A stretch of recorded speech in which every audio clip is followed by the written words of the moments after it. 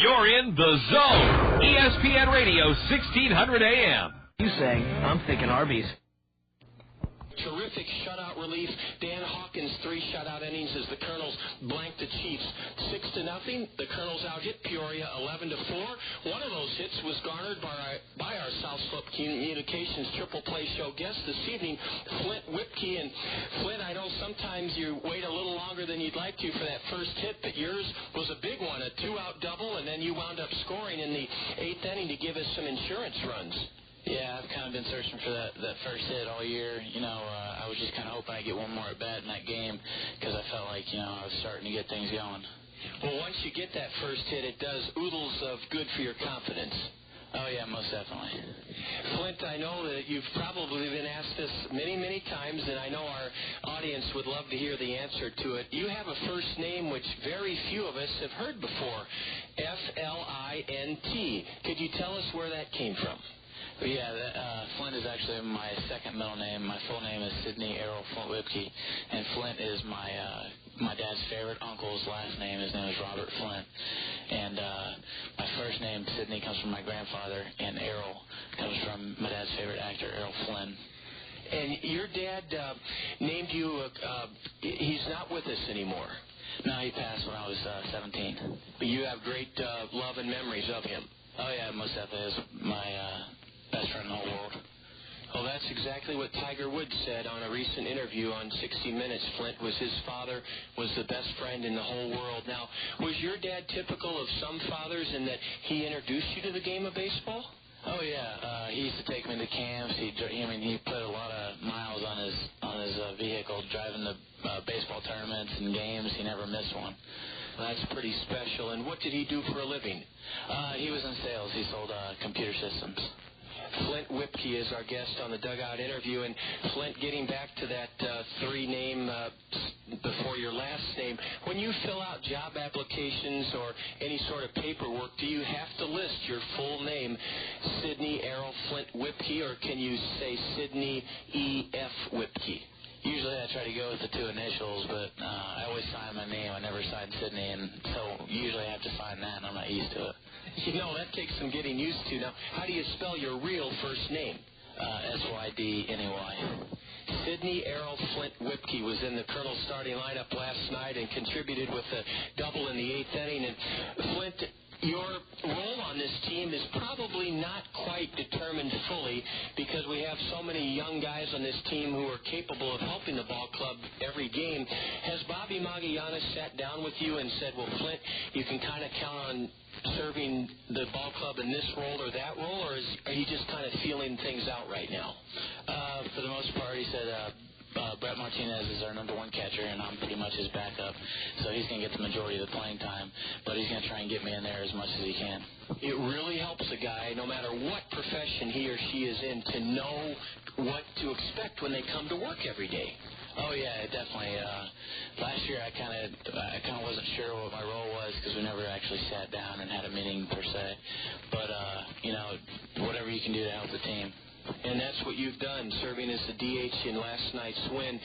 Flint, as, quote, the backup catcher, you have a vital role, first and foremost, to spell Brett Martinez because he's not going to catch 140 games. But secondly, you have to be a big part of what Kernan Ronan wants to accomplish with our pitching staff. Oh, yeah, all the catchers, it's very big in the organization as far as being on the same page in the pitcher-catcher relationship, and they emphasize that greatly throughout the system. And you also have to carry an extra load, not a burden, but a load as a backup or reserve catcher, and that is lots of work before games catching bullpens. Do you relish those, or does it become kind of a chore? No, I try to get as much out of it as I possibly can, try to get the work in and work on things in those bullpens and, try to get used to the pitchers. So a catcher can benefit greatly from catching bullpens. It's just not squatting down there and giving a target.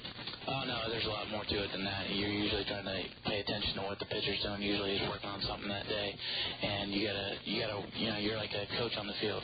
You even practice sometimes blocking pitches in the dirt, or do they not want you to do that in bullpens for fear of injury?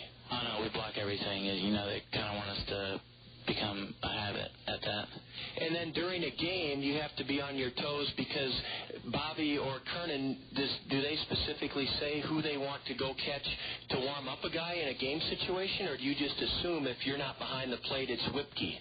It's either me or Madison, whoever's not busy right then at that time. It's a great way to keep your head in the game. Oh yeah, it definitely, anything you can do to keep yourself in the game. Flint Whipkey has joined us on the South Slope Communications Triple Play Show. It's our first Fairfax Money Wednesday. Every Wednesday this season, Fairfax State Savings Bank will be presenting to the first 750 of you Kernel fans an envelope with cash in it, anywhere from $1 to $100. And that's another great reason on this beautiful Wednesday evening to come out and see the Kernels and Chiefs in the rubber game of our 3-game series. You're listening to the South Slope Communications Triple Play Show, and we'll wrap things up with Colonel catcher Flint Whipkey next. This is Colonel Baseball on the Kernel Radio Network.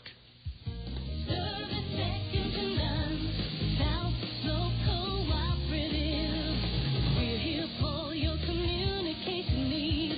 Internet service, telephone, and TV.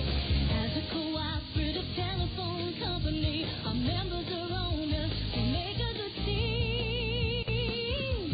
Service second to none. South Cooperative Communications Triple Play. Voice, video, and data with South Slope Cooperative in North Liberty. South Slope's lineup features everything that connects you to information. Digital wireless phones, long-distance plans, data home and business wiring, video conferencing, dial-up and high-speed internet service, fiber optic installation and termination, and digital video TV service in most areas. For all your communication needs, think South Slope. Visit them at southslope.com. Flint, in an effort, I think, for the guys to bond and get to know each other a little bit better, Bobby Magianis, or the players, have constructed a poster in the clubhouse with a few essentials, background, fun facts about each of you guys. And one of the columns says, what does your folks do for a living? And your mom owns her own business. Yeah, she owns her own pet sitting service called Pet Nanny, and it's kind of an alternative as when you go out of town, you don't have to take your dogs to the kennel. She'll come to your house and bring in your mail and walk your dogs and do all that sort of stuff. Well, that's special. She's carved a niche for herself. Most people think of the two most common household pets as dogs and cats. Has she ever had more of an exotic animal to take care of than those? Oh, yeah. Lots of birds, parrots. I've even seen a couple snakes that she's had to take care of. What do you feed a snake? Rats, usually. Rats or mice. Oh, dead or alive? I'm not sure if... I know she's fed them dead mice before. Do you or your brother or sister ever go on so-called pet house calls with her? Usually when she gets busy around the holidays, we help out every now and then. It pays pretty well. I'm guessing for a typical visit, probably $10 to $20? Yeah, somewhere in there. I'm not exactly sure. I know it started out a long time ago, like $9 or $10, and it's gone up ever since because she hasn't been able to handle the volume of calls she has come in. She's doing very well, probably through word of mouth. Yeah, the only advertising she does is right there in the yellow pages. Is she bonded and insured? Yeah.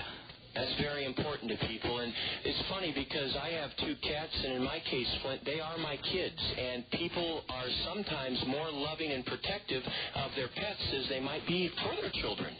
Oh, yeah, I think they treat their pets just like family members, and often when they send us, like, postcards and stuff, they'll sign all the pets' names on there as well. That's something else. Flint, finally, you played down south in Georgia, but you're from Gainesville, Florida, and it was just about a week and a half ago that the Gator basketball team made it and won the championship for the Final Four. Yeah, it kind of wasn't the same being up here because I was like the only Gator fan in the whole place that was cheering for the Gators. But I talked to all my friends back home, and they were having a good time. Some of the national media think that spring football is more important than basketball, and Billy Donovan has done such a great job there at Florida and Gainesville. Do you think they get the hoopla and the adulation, or is football king in Gainesville? I think football's probably king, but I mean, basketball was selling out every game this year at home. This was the first time I've been to a game in like 2 years because the first time I've been in town since I was away at school. And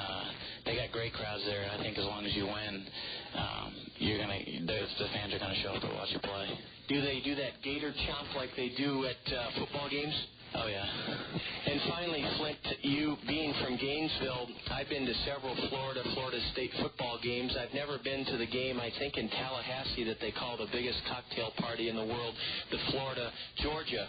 Which is, in your mind, the bigger rivalry, Gators and Seminoles or Gators and Dogs? I would have to go with Florida, Georgia, and Jacksonville, the world's largest outdoor cocktail party. After going to school in Georgia, I think my hatred or the rivalry for Georgia just grew even more. And I've lived in both Georgia and in Tallahassee, where Florida State is, and it's just not quite the same as living in Georgia.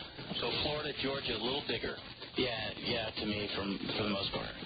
Well, Flint, thank you so much. We had to scrub last night's chat because we had a very unexpected series of technical problems, and I hope your mom and brother and sister are listening in down in Gainesville this evening, and thank you for coming back to visit with us. We want you to enjoy that meal from Zio Giano's perfect pasta, homemade bread. Zio Giano's will cater one person up to 10,001. Flint Whipkey, thank you so much for being with us on the South Slope Communications Triple Play Show. Thank you, my pleasure. That's Flint Whipkey. You heard all about his name and his background. He's quite a young guy. Up next, I'll have the starting lineups. Robert Gain, Kernels in Peoria. This has been the South Slope Communications Triple Play Show on the Kernel Radio Network.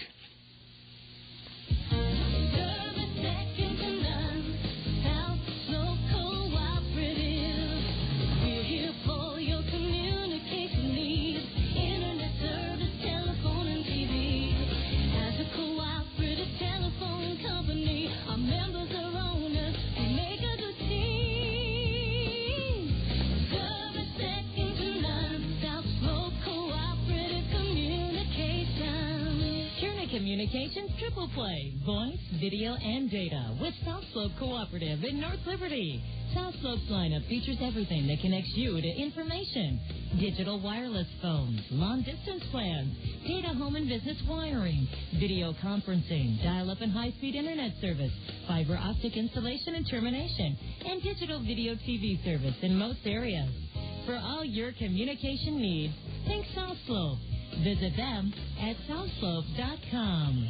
What a glorious Wednesday evening we have here following a picture-perfect Chamber of Commerce 75-degree afternoon. Sun shining, just a few wisps of white clouds above, and the Cost Cutters Dream Team members have taken the field ready to greet their Colonel idols and role models. And the rubber game of our three-game series, the Kernels and the Class A Midwest League affiliate of the Chicago Cubs, the Peoria Chiefs. Peoria spoiled our home opener here Monday afternoon before over 2,200. 7-5, they were winners in 10 innings. Last night, the Kernels blanked the Chiefs 6-0 behind starter Tommy Mendoza and Daniel Hawkins' 3 shutout innings out of the bullpen. Temperature is 70 degrees. Let's set the starting lineup. First, for the visiting Chiefs, they've started the season on the road. They split 4 in Appleton, Wisconsin, where we're headed tomorrow morning. And they've split the first 2 here in this series with our ball club. Jody Davis, who spent 8 seasons, including 2 of them as an all-star with the Cubs, is in his first year skippering this Peoria ball club. Robinson Chirinos will lead it off. He's the designated hitter for the Chiefs. Hitting second, the shortstop Dylan Johnston. Brandon Taylor will be at the hot corner and hit third for Peoria. The cleanup batter, Ryan Norwood, will be at first base. It's Matt Ciaramella in center field. Ciaramella is in center, batting fifth. In the sixth slot in Jody Davis's batting order is Jesus Valdez, the right fielder. Left fielder batting seventh, Johnny Defendis. He's looking for his first hit of the season, 0 for 14. Justin Morgan's making his Chief debut this evening. He's playing in his first game, and he's catching, hitting eighth, Justin Morgan. And the second baseman for the Chiefs bats ninth, Luis Rivera. On the hill from Tippecanoe, Indiana, is Todd Blackford. Tippecanoe and Tyler, too, for all you political science and history buffs out there. I remember being taught that slogan in high school. Tippecanoe, Indiana, 6'4", 215, Todd Blackford. Todd Blackford was quite a find for the Chicago Cub organization. They traded Todd Hollinsworth to the Atlanta Braves to get this right-hander, and he posted a fine performance in whipping Wisconsin his first start. That was Friday night up in Appleton. He was a 3-0 winner under those frigid conditions that we endured in Beloit, Wisconsin. Blackford shut out Wisconsin, 5 innings, no runs, 5 hits, 6 strikeouts, and he only walked the batter. Todd Blackford, acquired from Atlanta, 20 years old, a 6'4" right-hander on the hill for Peoria. Allen Motor Company brings us the Allen Motor Company Kernel starting lineup. Allen's has torn up the book on used car prices. Let me give you 2 examples of the fabulous savings right now at Allen Motor Company. 2005 Buick LeSabres, just $369 a month, to $22,995. Plus, your first year's maintenance is on Allen's. 2005 Buick Centuries are just $12,495 with your first year's maintenance free. That's $198 a month for 2005 Buick Centuries at Allen Motor Company. They're open late tomorrow night until 9 o'clock, and you can learn all about these terrific savings by visiting Allen's at allenmotor.com, ALLENMOTOR.com. The Allen Motor Company Kernel starting lineup. Leading off the center fielder, Brad Kuhn. Larry Infante hits second. He'll play second base for the Kernels. Switch hitting shortstop Heinle Stacia will bat third. He extended his hitting streak to 6 games with a couple of hits last night in the Kernel win. The Kernel cleanup batters, Patrick Riley in left field. Travis Schlichting belted the first Kernel home run of the season last night. He's at third base batting 5th. That Schlichting home run resulted in PRC's Community Care donating their first $25 of the season to the Haycap Food Reservoir. Warner Madrigal will bat 6th. He's in right field for the Kernels. The first baseman in the Allen Motor Company order is Dallas Morris, hitting 7th. Batting 8th, looking for his first hit of the year, Jordan Renz, the DH, and Flint Whipke, our South Slope Communications Triple Play Show guest moments ago, is catching and hitting 9th. On the hill for the Kernels is Nick Adenhart. Adenhart was a high draft pick of the Angels, a 14th round pick in 2004. He's only 19 years old, 6'4", 190 from Williamsport, Maryland. Nick was dynamite in his first start of the season. It was Friday in Beloit. He went 6 innings, gave the Snappers 1 run in 6 innings on just 2 hits, fanned 5, and walked 3. A no decision in a Kernel 2-1 loss. The Kernels have taken the field, greeted by their cost-cutter Dream Team companions. We're now going to hear a word from Wendy's, and then to honor America, Amber Ferry will be introduced as our national anthem singer. Many soldiers have made great sacrifices for our freedom and our American flag. Please stand and pay tribute to our flag when we present our national anthem. And now, ladies and gentlemen, to honor America, please rise and join in the singing of our national anthem. It is being performed this evening by Amber Ferry.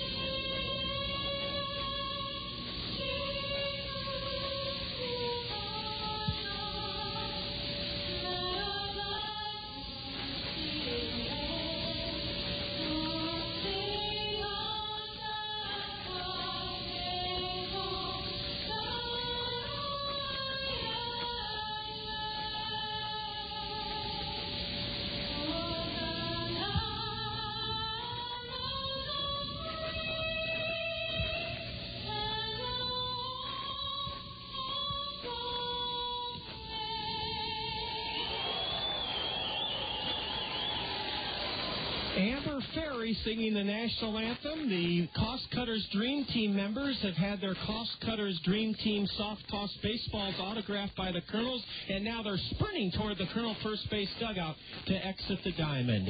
Let's announce our sponsorship of this umpiring crew. The umpires are sponsored by Anderson and Brown Eye Care. Dr. Tom Anderson, Dr. Todd Brown, both season ticket holders with the Kernels here at the ballpark. Things are coming into focus with Anderson and Brown Eye Care. Anderson and Brown Eye Care provides full-service eye care. That means eye exams, glasses, and contact lenses all on one site. 1425 Boyson Road, Hiawatha. Easy to find, wheelchair-accessible building and wheelchair-accessible exam rooms.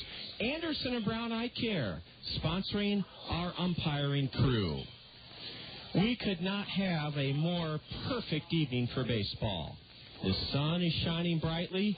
It's 71 degrees here. And let's set the Kernels for you defensively as Nick Adenhart works his last few warm-up pitches towards Flint Whipkey. In left field for the Kernels is Patrick Riley. Brad Kuhn is in center, and Warner Madrigal in right. Travis Schlichting at third. Up the middle, Heinley Stacia at short, Larry Infante at second, and Dallas Morris is at first. A battery of Adenhart and Whipkey. The Kernel record is 2 wins and 4 losses, and Peoria is 3-3 on the year. Kernels in their white home uniforms with navy blue caps and red bills. Our Hampshire play ball kid is being introduced below, and she's about to utter the most magical words in all of baseball. Let's see if we can pick them up through our crowd mic. Hey, you heard it loud and clear, the Hampshire play ball kid. That was wonderful to hear. We're ready to go. Robinson Chirinos is first up for the visiting Chiefs. 1 for 3 last night, singled to start the 4th inning, but he was thrown out trying to steal second. Adenhart into the windup and the first pitch of the night. Fastball upstairs. Letter high fastball, strike one called. Nick Adenhart was magnificent Friday night in Beloit when the wind chill was in the low teens. The 0-1 to the right-handed hitting Chirinos is bounced past the mound. Heinley Stacia ranges far to his left and submarines his peg to first. And out is Robinson Chirino, 1 gone here in the Peoria first inning. That ball bounced past the mound, and Heinley Stacia fielded it just in front of the second base bag and on to first for the first out of the inning. Here's Dylan Johnston, left-handed hitting shortstop for Peoria. 2 for 4 last night, 2 for 8 in the series, and he's batting .313 on the season. Strike one is in from the Colonel right. Well, ball one, a little bit inside. Travis Schlichting is playing in on the edge of the grass at third, and he's about 11 feet off the third base line for the Kernels. Johnston looks at a strike on the outside corner, a fastball from the Colonel 19-year-old right-hander, Nick Adenhart. He has a full windup, thrusting his arms above his head, and a let-up is just low for ball 2. 2-1 to Dylan Johnston. No homers, no RBIs for Dylan Johnston out of Hamilton High School in Chandler, Arizona. Left-handed batter wearing dark batting gloves.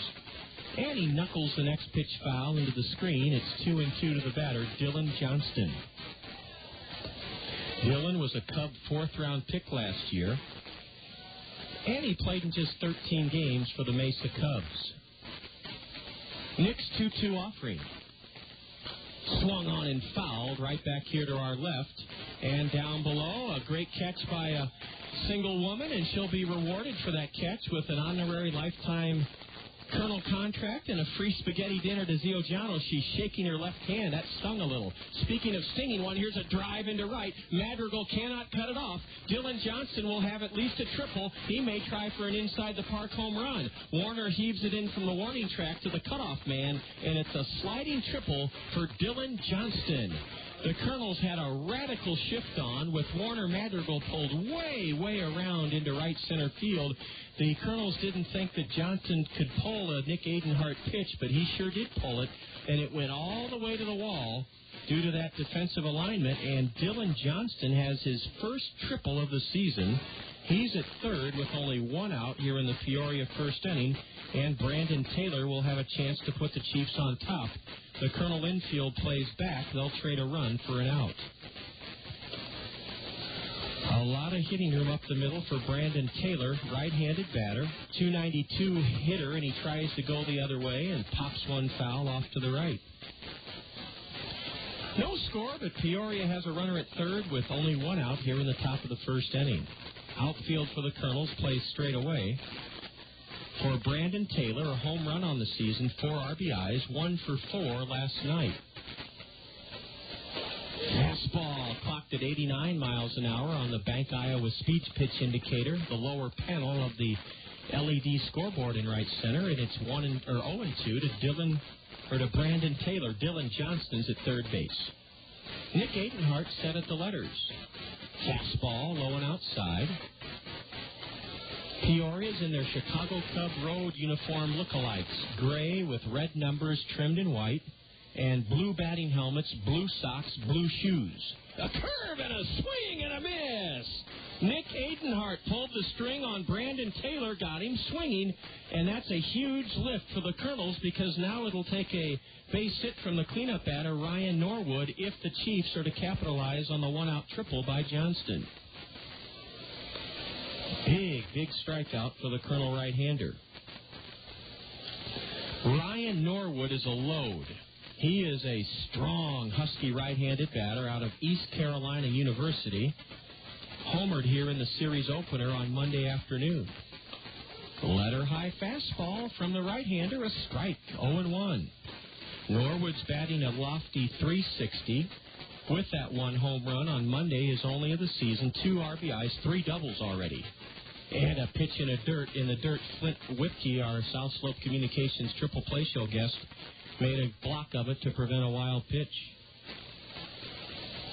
Our first Fairfax State Savings Bank Money Wednesday of the season. 750 Colonel fans received an envelope coming in this afternoon with money in it from Fairfax State Savings Bank. Norwood, the right-handed hitting cleanup batter, tips one foul behind the plate, and he's in the hole, 1 ball, 2 strikes. Johnston at third, 2 away, and Flint Whipkey calls time and trots up the dirt path carved between the pitching mound and the dirt batting circle, and has a word with Nick Adenhart. Sun shining brightly, a very, very light breeze. Old Glory is just moving a little bit over the 403 sign. Here's a high pop foul. It's fair now down the right field line, and staggering into the Colonel bullpen in foul ground to make the catch, Dallas Morris. Ryan Norwood fouls out down the right field line, and never taking his eye off of it was Dallas Morris playing an unfamiliar position first base.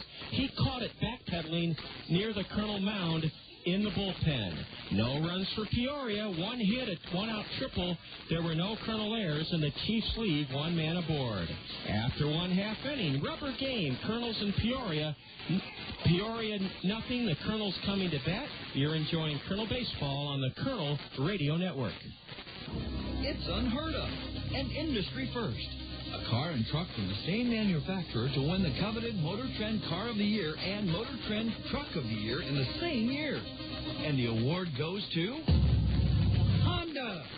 Yes, the 2006 Honda Civic wins the Motor Trend Car of the Year, and the 2006 Honda Ridgeline wins for Motor Trend Truck of the Year.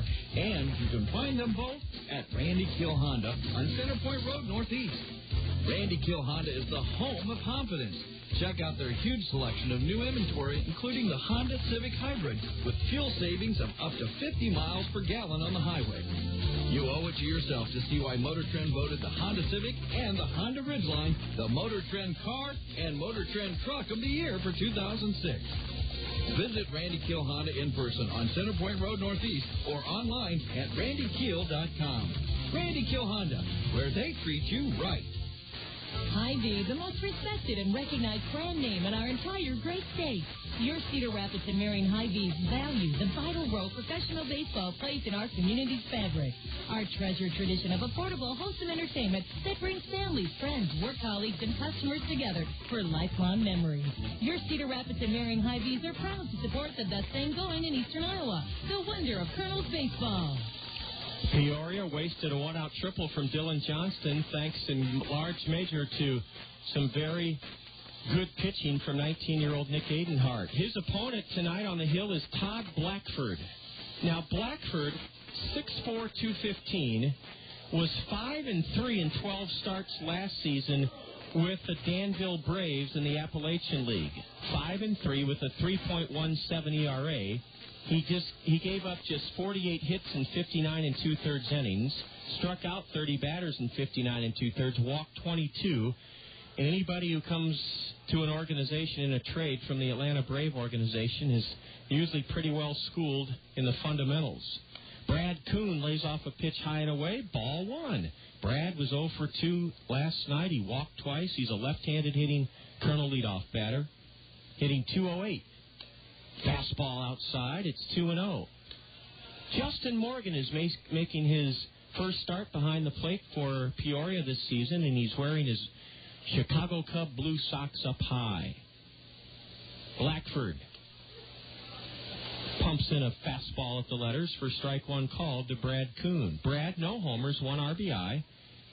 Went to school in Nashville, Tennessee at Trevecca Nazarene. Ground ball to the left of the mound. Gliding to his left is Dylan Johnston, and he vacuums it in and throws the Colonel leadoff batter out. Brad Kuhn is rolled out to shortstop. 1 away here in the Colonel first inning for Larry Infante. Larry didn't play last night. He doubled with 2 outs in the 9th inning here on Monday afternoon in the home opener, then was thrown out at the plate in the 9th inning, one of 2 runners the Colonels lost at the plate in the 9th inning Monday. Ball one outside to the left-handed hitting Colonel second baseman from Venezuela, 21-year-old Larry Infante. Stands straight away from the left side and breaks his bat and bounces one to shallow short, and it's booted by Dylan Johnston. Larry Infante is aboard on a 1-out error committed by Dylan Johnston. Dylan had to come in on the grass in front of the skin portion of the infield, and he just muffed it. It hit the lower part of the pocket of his glove and then trickled a few feet beyond his reach, and Larry Infante's aboard on a Peoria error. 1 on, 1 out. Let's see if Heinle Stacia is called upon to try to hit and run. Larry Infante being held by Ryan Norwood at first. Ball one, way high and outside, a fastball. The outfield for Peoria has Johnny Defendis in left. He's playing deep. The center fielder is Matt Ciamarella, and Jesus Valdez battling a very tough Sunfield in right for Peoria. Big hole through the right side of the chief infield, a throw to first, and Infante's back standing up. Heinle Stacia singled and scored in the first last night. Delivered a 2-out RBI single in the 7th to make it 4-0 Kernels. The Kernels won it 6-0, and ball 2 is upstairs to the switch-hitting shortstop, who steps out and takes a long look at manager Bobby Magallanes coaching at third. Heinle has hit safely in all 6 Colonel games this season. Runner going, and a pitch spanked foul over the grass slope seating berm down the left field line. It's 2-1 to Stacia. Larry Infante was running on that last delivery. What a picturesque scene we have here at Veterans Memorial Stadium. The sun is shining brightly in all portions of the outfield except left field. The shadows being cast by the Randy Keel Confidence Picnic Pavilion are right at the feet of Johnny Defendis in left field. Stacia wallops one deep to left. Johnny Defendis on the run makes a terrific catch in the corner and gets it back in. Heinle Stacia's bid for an extra base hit was thwarted on a fine running play to his right near the line in the corner by Johnny Defendis. He made a wonderful running catch disappearing from our sight in that left field corner at the 3:15 mark, and back to first, Larry Infante. We can see from here, left to right, the Cedar Rapids skyline, Quaker Oats, the Iowa Realty Building, ball one high to the cleanup batter Patrick Riley. We can also see the Roosevelt Hotel, City Hall, the Crown Five Seasons Plaza, the APAC Building, Mercy Hospital, and the Great America Leasing Building, plus Penford Products. And I think I can even see part of McKinley School from here. That's how clear it is. Patrick Riley with an open stance, a throw to first, and I mean Larry Infante just got back. No score. Kernels at the plate for the first time tonight with a runner at first and 2 out, facing right-hander Todd Blackford. Riley hitting a league-high .471. Another throw to first chases Larry Infante back, standing up. Patrick Riley, no homers, 2 RBIs, 4 doubles. He's 5 for 8 in this series as the 24-year-old left-handed batter, Patrick Riley. And he shoots it foul over the third base grandstand roof. 1-1 to Patrick. Riley from the University of Arizona is a compact-built athlete, 6 feet 190. He wears his white home trousers all the way down to the tops of his shoes. Patrick rests his rust-colored bat on his back shoulder. The right-hander brings it up and away for ball 2. We have just been blessed with such great weather during this opening homestand of the season. 70 degrees right now on April 12th. Infante not running, and a high drive into right center. Moseying back is Matt Ciamarella, and Ciaramella makes the grab in right center. Patrick Riley flies out to center to end the Kernel first. No runs for the Kernels, no hits, 1 chief error, and the Kernels strand a runner. As we go to the top of the second inning, Peoria nothing, the Kernels nothing. You're tuned to Kernel Baseball on the Kernel Radio Network. Sylvia, you know that cruise you've always wanted? Yeah? Well, there it is. That would be our house, Bob. Are you feeling all right, dear? Well, this is so cool. Guarantee Bank will let us use the equity in our home to do just about anything we want. College tuition, a room addition, a cruise, and best of all, the interest may be tax deductible. Now do you see it? Oh, the sun, the waves, the tropical breezes. Oh, now I see it. It's a convertible. The sun on my face, the wind in my hair. See your Guarantee Banker in Cedar Rapids, Marion, or Hiawatha, and use the equity in your home to do whatever you want, even if it's just to get out of the house.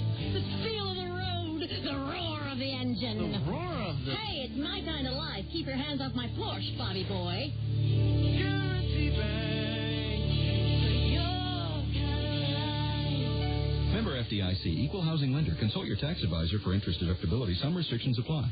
If you're looking to enhance your property's appearance, function, or value, make the experts at King's Materials your most reliable teammate.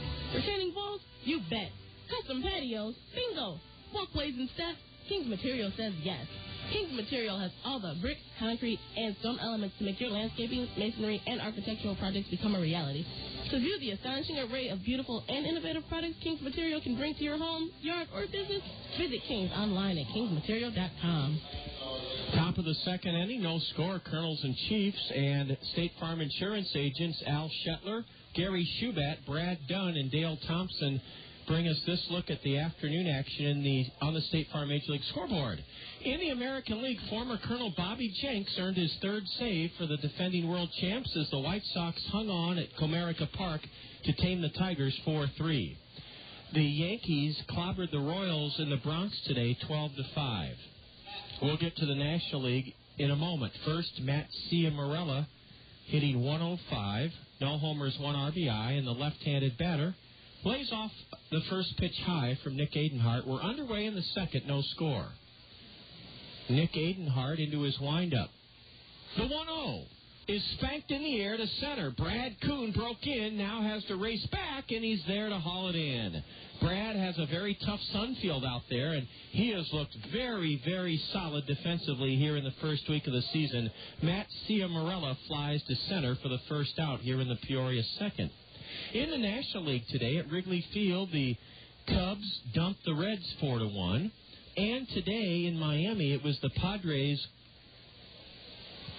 over the Marlins 7-2. Strike one from Adenhart to Jesus Valdez, right-handed hitting number 6 hitter. 0.71 average. Jesus is from the Dominican Republic. Slightly closed stance. He pops one right over our heads onto the grandstand roof. Nick Adenhart's out in front, 0-2. The Colonel Parent Club, the Los Angeles Angels of Anaheim, they host Texas tonight at Angels Stadium. Will Valdez be pitched to? Will Adenhart come after him is what I was trying to get to. He did, and Jesus dribbles one foul off his foot into fair ground, and it's still 0-2 to Jesus Valdez. 244 batter last year with the Boise Hawks. 5 homers, 38 RBIs in 61 games. Big roundhouse curveball, strike 3 called to Jesus Valdez. Nick Adenhart rolled that one off the table and froze the Chief right-handed batter. That's 4 in a row retired by the Colonel 19-year-old, and there were 2 gone in this Chief second inning. No score.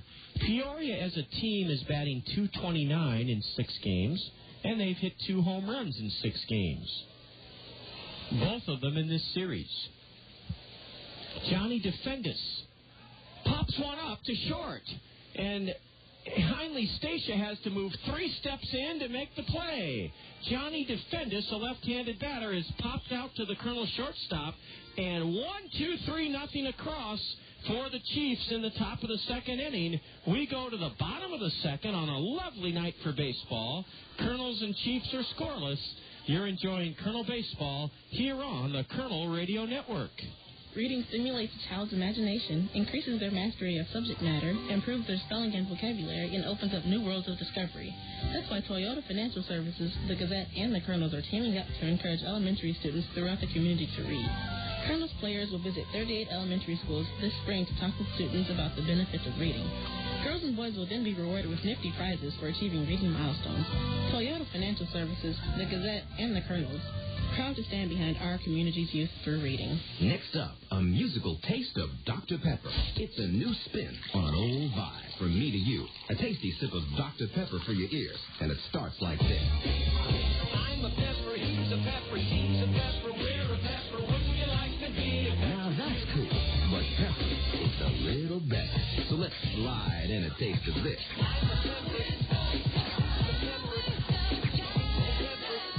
Right on. But there's still more to it. I mean, there's nothing like it, because every sip is a kick and mash up of 23 different flavors. So for the true taste of Dr. Pepper, we dial it up even more.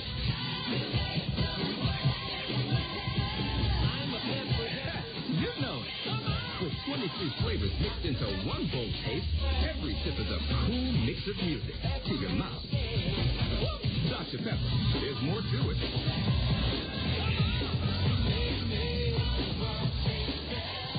Colonels bat in the bottom of the second against right-hander Todd Blackford, and we want to reiterate the wonderful initiative that PRC has launched this year with the Colonels and the Haycap Food Reservoir. For every home run the Colonels slugged this year, PRC's Community Care Home Runs for the Hungry campaign will donate $25 to the Haycap Food Reservoir, and Travis Schlichting got that campaign going in grand style last night, slugging the first Colonel home run of the year. It was a 2-out, 2-run blast in the 6th inning that put the Colonels ahead 3-0.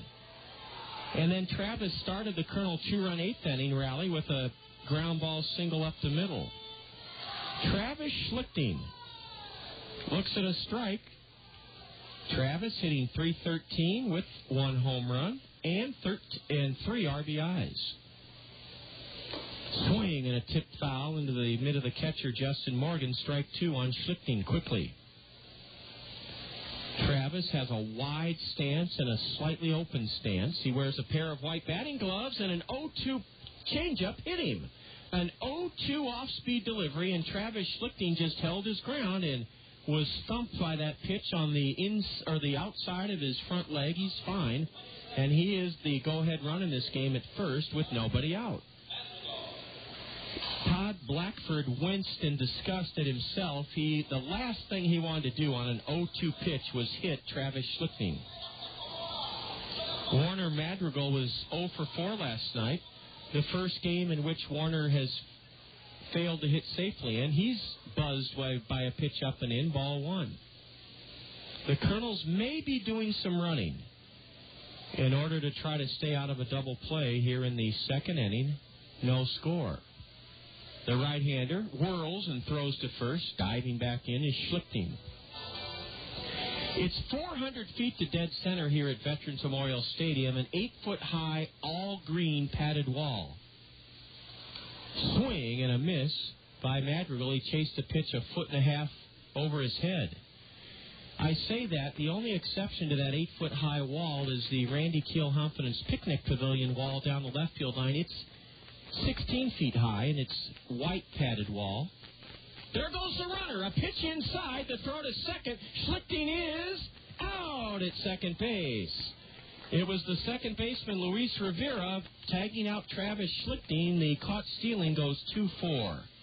And that was a perfect pitch to run on, a changeup that almost hit Warner Madrigal. I think he missed a hit-and-run sign. Can't be sure of that, but now the 2-1. Swing and a tipped foul, strike 2. Some folks enjoying the action from the Westdale Mall Mix 96.5.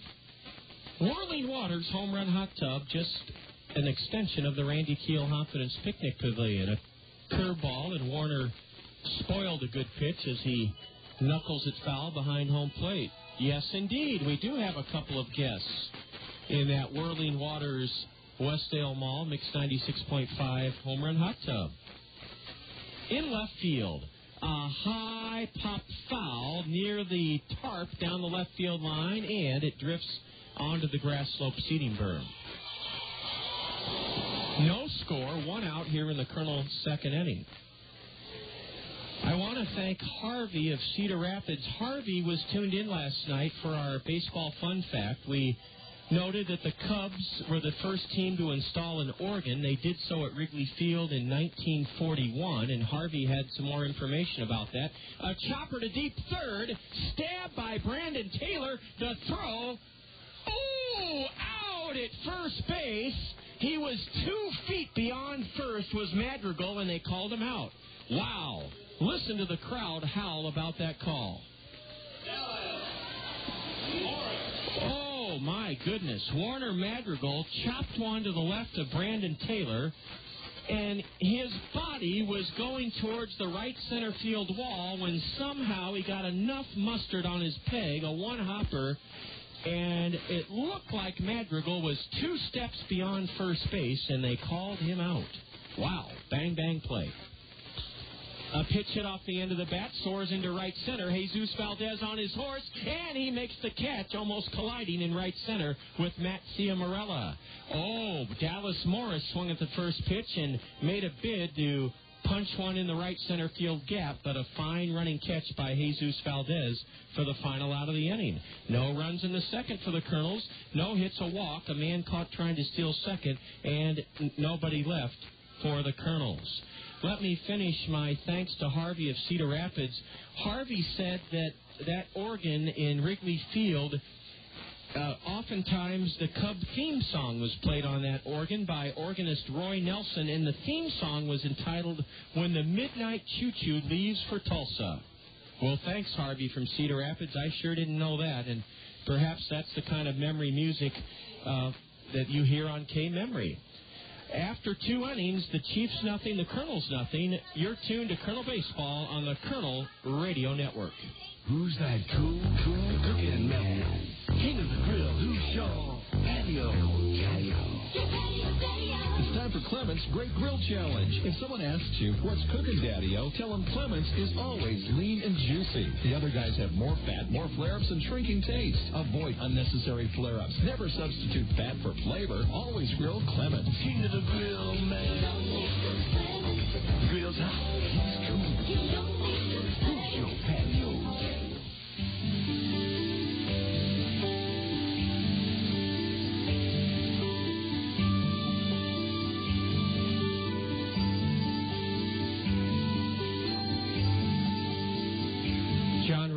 Here for Peck's Flower and Garden Shop, where the Easter Bunny will be visiting this Saturday from 10 to 4. That's right, along with all the great Easter specials, including lilies, bouquets, plants, flowers of all sorts, special sales at Peck's. The Easter Bunny will be at Peck's from 10 to 4 this Saturday. Peck's Flower and Garden Shop, celebrating 50 years of serving Eastern Iowa. They're at the corner of Blair's Ferry and Edgewood Roads, northeast. Take your kids to see the Easter Bunny at Peck's this Saturday from 10 until 4.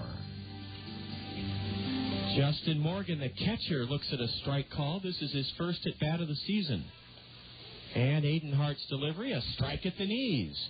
Colonel General Manager Jack Rader stopped by to say hello and let us know that everything sounds crystal clear and sharp here on 1450 KMRY.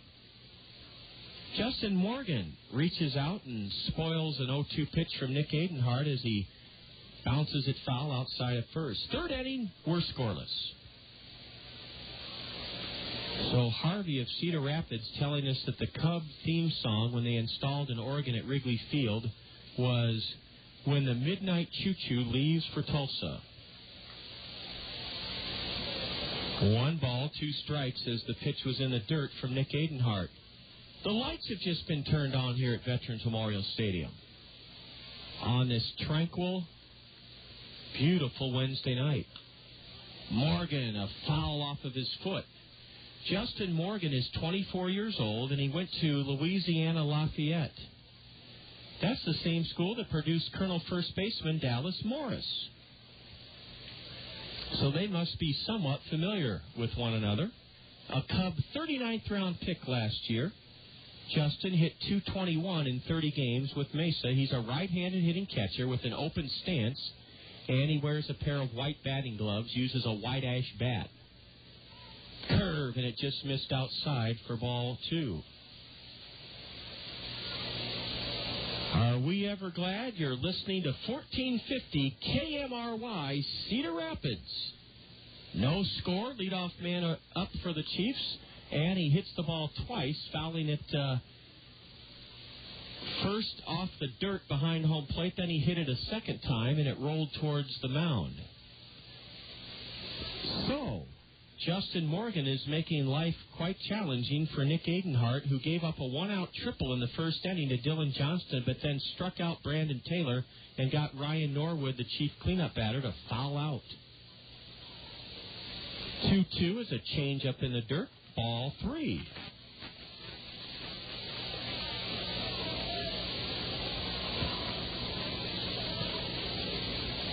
One of my favorite... Well, I'll get to this in a moment. Here's a line drive, cork fair past third off the tarp, and it disappears under the tarp for a ground rule double. Patrick Riley can't find it. Now he digs it out from underneath the tarp. And wouldn't you know it, a guy who hasn't played in a single game for Peoria on a 3-2 pitch drilled it fair by a foot past third down the left field line. Chiefs have their second extra base hit of the game, and they have the go-ahead run at second with nobody out for Luis Rivera.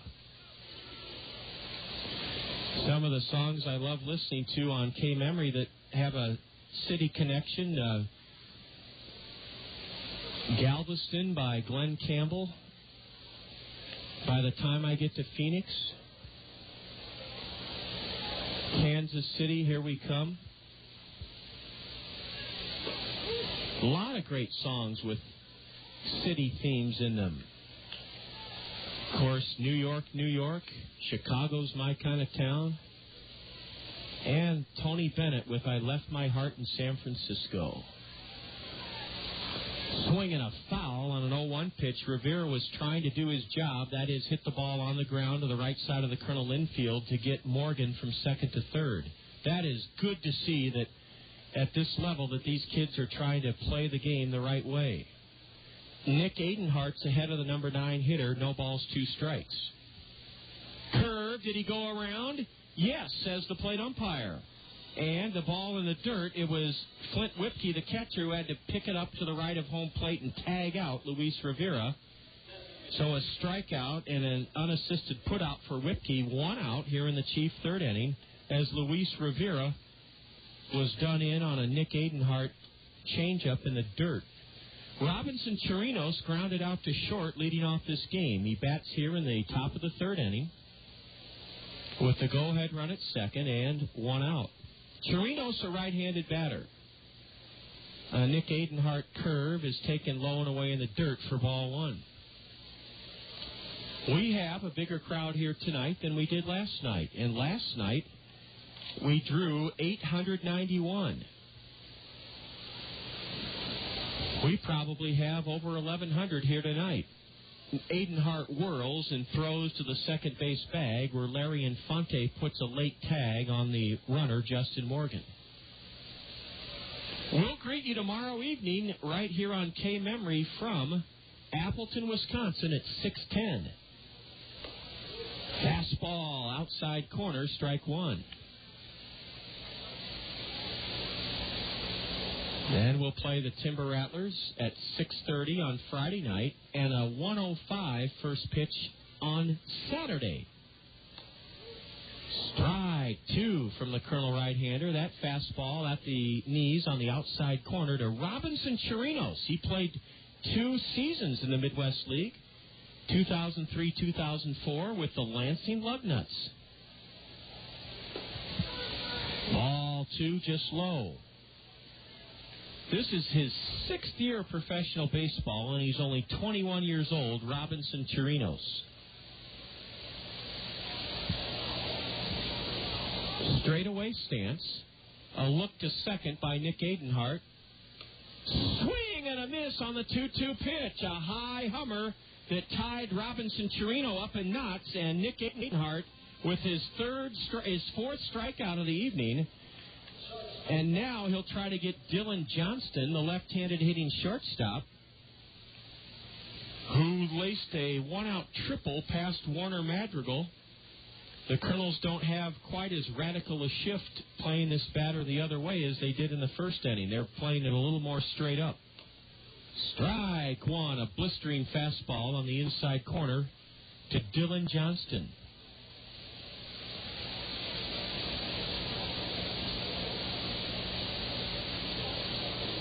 Nick Adenhart. Let me say that me trying to talk about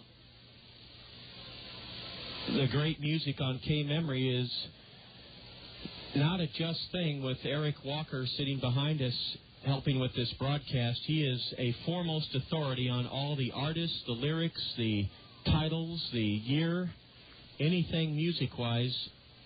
Eric is as big a music buff as I am a baseball fan. 1 ball, 1 strike to Dylan Johnston. Morgan at second. The pitch swung on and missed. Strike 2. That looked like a hanging breaking ball from the 19-year-old Nick Adenhart. He is showing some kind of poise, having given up a leadoff double to Justin Morgan, the number 8 hitter. He struck out Rivera. He struck out Chirinos, and he's ahead of Dylan Johnston. 1 ball, 2 strikes. Long look, and now a pause as Flint Whipke, the catcher, calls time. Mr. Shucks is on top of the Peoria visiting third base dugout. And that dugout is about 90 feet long. Johnston fists one back to the mound. Terrific leaping stop by the Colonel hurler. On to first for the out. Hey, Nick Adenhart helped himself with a terrific leaping stop on a one-hopper that was headed behind the mound. And that would have been trouble. I don't think it would have gone into the center field, but it certainly could have been an infield base hit. And after a leadoff double, Nick Adenhart slams the door on the Chiefs' preventing them from taking the lead in this rubber game. No runs, 1 hit for Peoria in the third. There were no Kernel errors. The Chiefs leave a man stranded, their second of the young evening. Kernels come to bat in the bottom of the third inning. No score with Peoria. You're tuned to Kernel Baseball on the Kernel Radio Network. There's a lot you can do to satisfy your taste for Italian. You can marry one. Do you, Susan Smith, take Giuseppe Florentino? You can drive one. Or you can go to Zio Giano's and feast on Zio's homemade bread, pizzas, and pasta, authentically prepared as Zio Giano's famous Italian style. Zio Giano's for the hometown taste of Italy.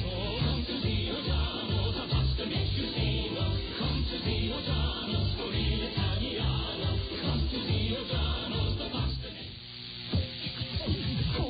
What do I get at Cost Cutters?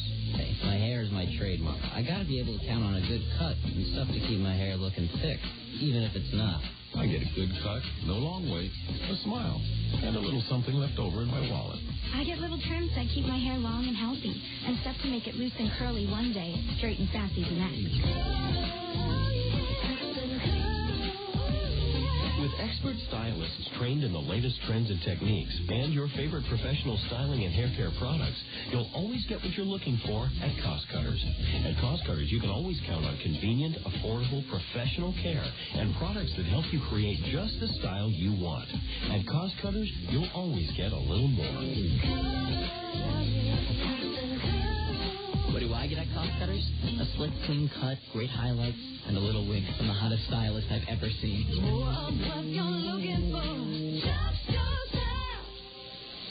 Through 2.5 innings, the Kernels looking for their first hit against Todd Blackford, the fella from Tippecanoe, Indiana. And I did a little bit of homework before the game. I told you that I relayed to you that a lot of folks are familiar with that old political term, Tippecanoe and Tyler, too. Tippecanoe, as best I can tell, Indiana, is about 30 miles directly south of South Bend, Indiana, and about 45 to 50 miles west of Fort Wayne, Indiana. And it sits, I believe, near the Wabash River. Jordan Renz is first up. The DH swings and misses, strike one. Tippecanoe, Indiana is spelled Tippecanoe.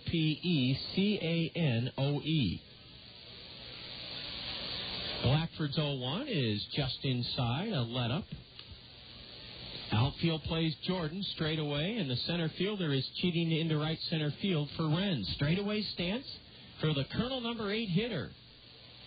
Looking for his first hit of the season, and he fouls one back to the screen. It's 1-2 to Jordan Renz, to be followed by Flint Whipke, the catcher. No score, bottom of the third inning.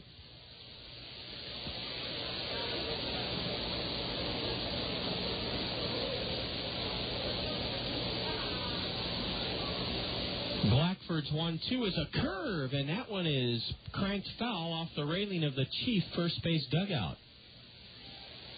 The lights have not yet started to take effect. It's just almost hard to believe that we're enjoying this type of midsummer weather in mid-August. Jordan swings and misses at a good sinking fastball, and that's the first strikeout by Todd Blackford. 1 out here in the Kernel third inning. Kernel still looking for their first hit. Flint Whipke told us on the South Slope Communications Triple Play show that his full name is Sidney Errol Flint Whipke. Flint is one of his 2 middle names, and he was given that name from his father. His favorite uncle was named Flint.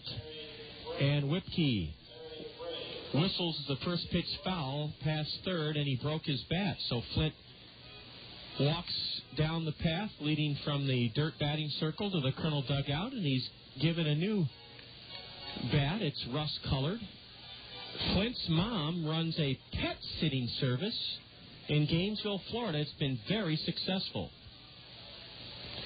And he said the most exotic animal his mom has ever had to take care of was a snake. Told us that she fed the snake dead mice. That's not too appetizing, is it? A fastball low to Flint, ball 2. Flint said his best friend in the whole world was his father, who passed away when he was 17 years old. The next one is downstairs, ball 3. Now Flint Whipkey's ahead, 3-1. Flint doubled and scored in the Colonel 8th inning last night. He was 1 for 4, the 3-1. A letter-high fastball for strike 2, and now the count is full to the Colonel number 9 hitter and catcher, right-handed hitter Whipkey. Went to school at Georgia Southern. Ball 4 almost hit the catcher, and he darted out of the way. Flint Whipkey is the third Colonel base runner of the evening. He's the go-ahead run at first with 1 out. Here in the Colonel 3rd inning, no score, and Brad Kuhn bats. Kuhn grounded out to short his first time up.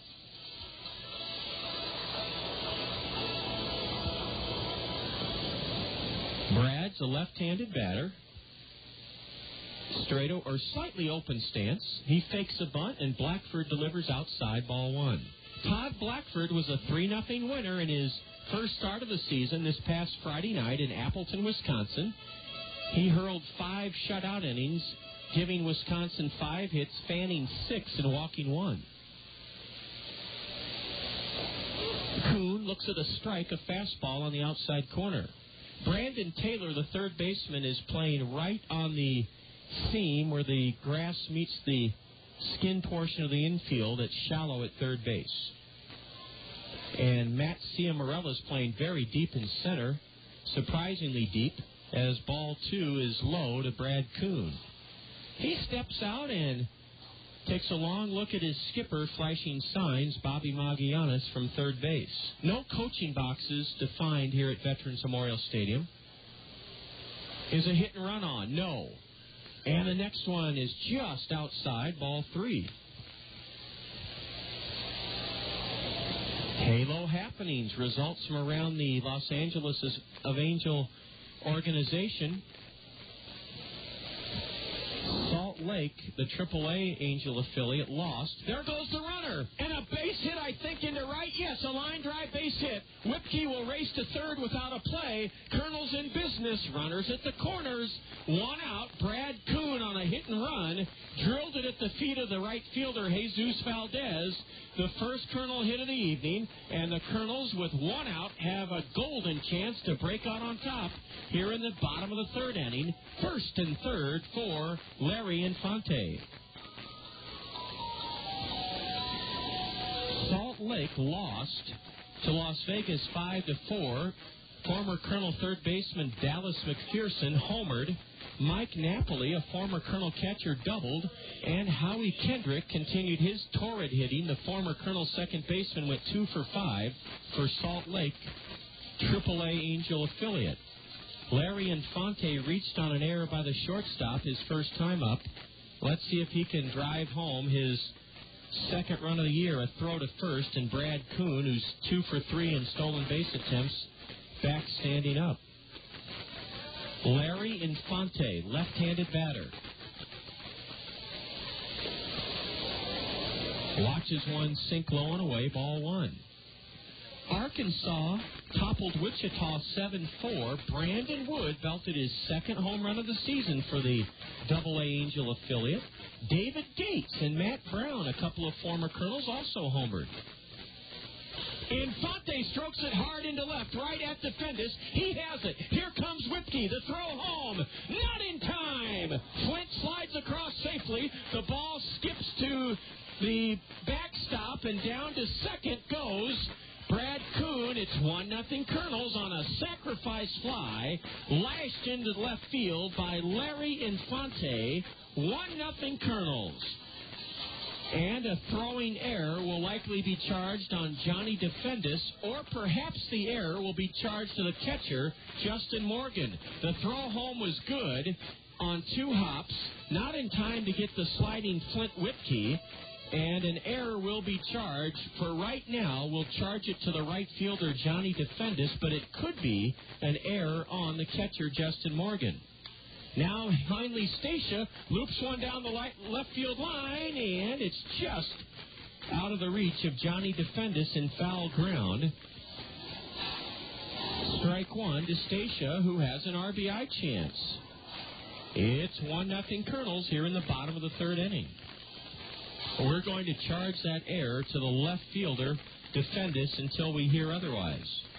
And again, they might charge the error to the catcher, Morgan, who mishandled a pretty good throw home. Line drive, slicing, just foul. That one off the tarp. And we want to salute the advertiser on that tarp. It's a very simple message. This stadium built with union labor. Visit the union website, www.cricbt.org. And you'll learn all about the quality craftsmanship, high level of training, and reliability of union-trained labor. An 0-2 pitch, and Stacia stays alive as he sends it soaring foul behind home plate.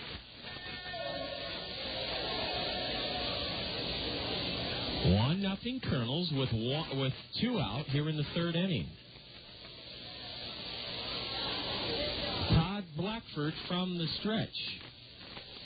Curve, and Heinle just got a piece of it as he dribbles it foul to the on-deck hitter, Patrick Riley. Jesse Smith, former Colonel right-hander, started for the AA Arkansas team last night and did not factor in the decision. At Rancho Cucamonga, the Quakes fell to High Desert 5-2. In that game, Carl Jelena, who was a fabulous pitcher for the Kernels last year, Carl was a tough luck loser. He allowed 5 runs, only 2 earned, as Rancho Cucamonga bowed to High Desert 5-2. Stacia shoots it to left and right at Johnny Defendus. He's there and gloves it.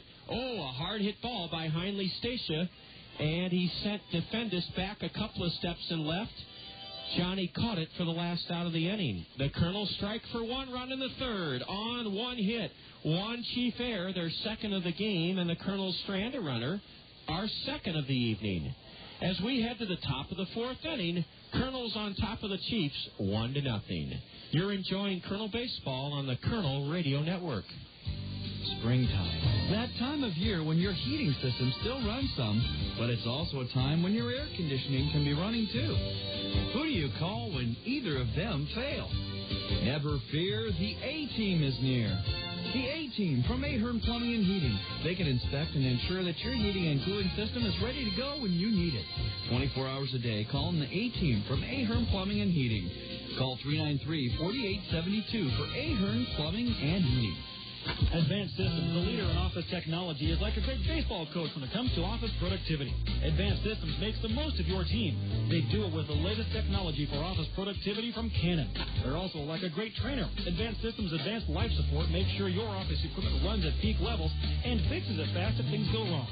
Hit it over the fence with Canon technology from Advanced Systems. Call 832-8291. This is for the 21st century with Advanced Systems.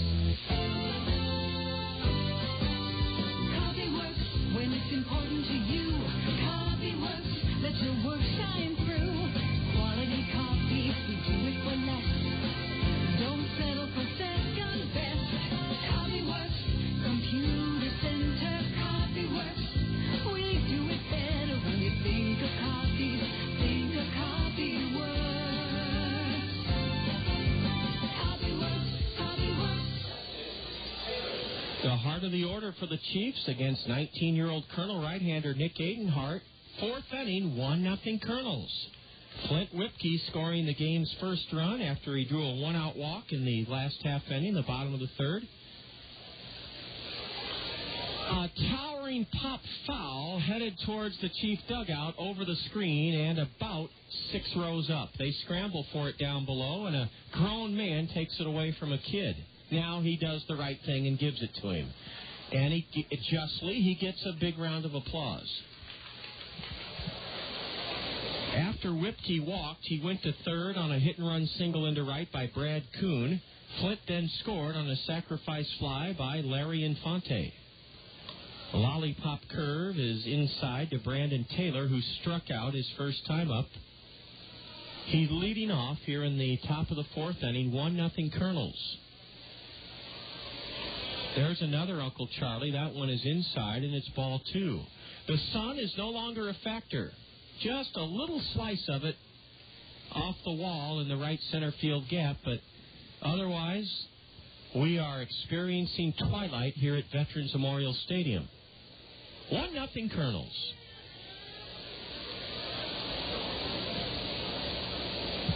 The Chiefs' third baseman swings and fouls one straight back. He had a pitch up in his wheelhouse, and he kicks at the dirt, does Brandon Taylor. He would like that pitch again.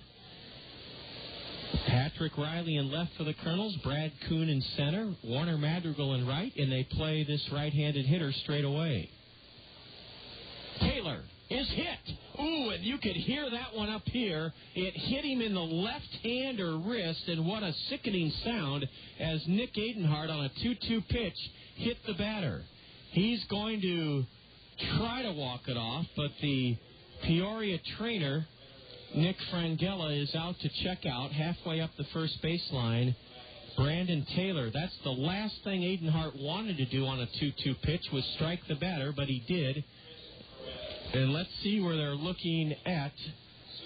10 feet in front of the first base bag, the Peoria trainer's examining Brandon Taylor's right hand. I thought it got him in the left hand. Barbaro Garbe, the first base coach, is also watching very intently as the Chiefs will allow Brandon Taylor to stay in this game as the tying run with nobody out. Well, Nick Adenhart's had exquisite control so far tonight. He let one get away just a tad from him, and he struck Brandon Taylor, it looks like, in the right hand. And as they determine he's all right to stay in, let's remind you that Monday we're home for the first of 4 against the West Michigan Whitecaps. And that's $1 hot dog Monday. Hot dogs are only $1 this Monday when we open a 4-game series with the Detroit Tiger minor leaguers, the West Michigan Whitecaps. Their record stands at 2-3. The Kernels are 2-4. Ryan Norwood waits a throw to first and Taylor back. Brandon 1 for 2 and stolen base attempts on the year. This Monday is $1 hot dog Monday. Swing and a changeup, and Norwood was way out in front. He was fooled, and he's in the hole 0-1. Ryan steps out. Ryan Norwood has very strong shoulders. You can almost see his muscles bulging from the back of his Peoria Gray Road jersey. Jody Davis, the first-year Chief skipper, is coaching at third. He's wearing a light pullover wind shell with red stripes on the sleeves, a blue jacket. Ball 1 is downstairs to Norwood. Ryan fouled out to first to end the Chief scoring threat in the first inning. Peoria got a 1-out triple in the first and failed to score, and then they got a leadoff double in the third and couldn't cash in on that. Nick Adenhart steps off the rubber. He's trying to protect a narrow Kernel 1-0 lead here in the 4th inning.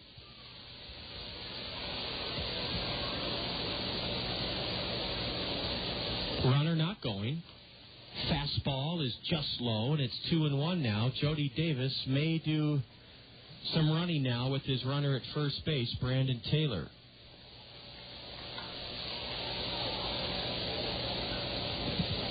This crowd tonight is being treated not only to great weather, but a tight ball game. Swing on a changeup, a miss. Runner tries for second, and he makes it. Advancing on a pitch in the dirt, I think it'll be ruled a wild pitch, or will the runner be credited with a stolen base? We'll have to check on that. I don't think the runner was going, so I'm going to pencil in a wild pitch. Flint Whipke kept the ball in front of him, but had to move about 5 feet in front of home plate to barehand it. His throw to second was late, and it's the tying run at second with nobody out here in the 4th inning. Ryan Norwood on a 2-2 pitch waits as Adenhart throws to Heinley Stacia, the shortstop, who snuck into the left of the runner, but that throw was late. The runner back safely. Brandon Taylor at second. Nobody out for the Chiefs here in the top of the fourth inning.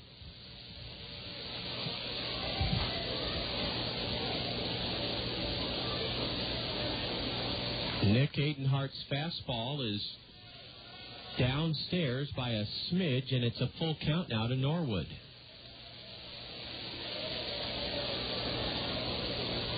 Ryan, a .360 hitter. Cleanup batter. Ball 4, just low, and a hit batsman, a wild pitch, and a walk. And let's see if Kernan Ronan comes out of the Kernel dugout, the Kernel pitching coach. Mercy Medical Center sponsors our heart-to-heart visits to the mound, and we're not going to have one from Kernan Ronan, but Heinle Stacia comes in from shortstop. And he does have a short word with Nick Adenhart. Now, is Matt Ciamarella going to bunt? Travis Schlichting has his hands on his hips at third. He's not sure what to expect. Is a bunt imminent for Peoria? Or will they let Ciamarella, the left-handed batter, swing away? He's bunting, and Adenhart turns and looks the lead runner back to second base. The Kernel 1-0 lead is being threatened by the Chiefs here in their half of the fourth inning. First and second, and now time called by Dallas Morris. He comes in and has a word with the Kernel 19-year-old right-hander. 378 to the left center field power alley, 390 to the right center field alley. Ciamarella squares to bunt and a strike at the knees. The Kernel corner infielders were crashing. Travis Schlichting from third, Dallas Morris from first. Now they're getting some direction from the Kernel first base dugout.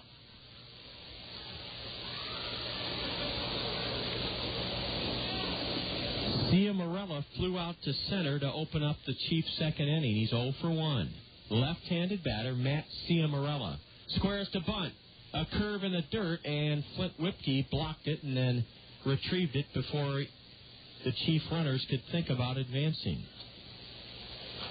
Now Jody Davis sends a signal of a series of signs to his batter, Ciamarella. Matt's from the University of Utah, and he was a Red Sox 13th round pick 2 seasons ago. The Cubs got Ciamarella in a trade from Boston. 23 years old. A throw to second, and the runner gets back hand first. Boy, the pace of this game has come to a slow crawl with the first two Chiefs reaching on a hit batsman and walk.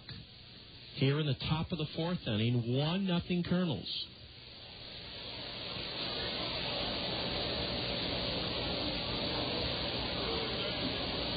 Ciamarella swinging. Ooh, and a strike on the outside corner puts him in the hole 1-2. The plate umpire has a very delayed motion, and we could not tell if that pitch was taken for a ball or a strike. TV9's Bruce Auney is enjoying this ball game from his season premiere seats. Fourth row just to the right of the backstop. Great to have Bruce with us tonight. 1 ball, 2 strikes to Matt Ciamarella, and Nick Adenhart calls for and is granted a new baseball.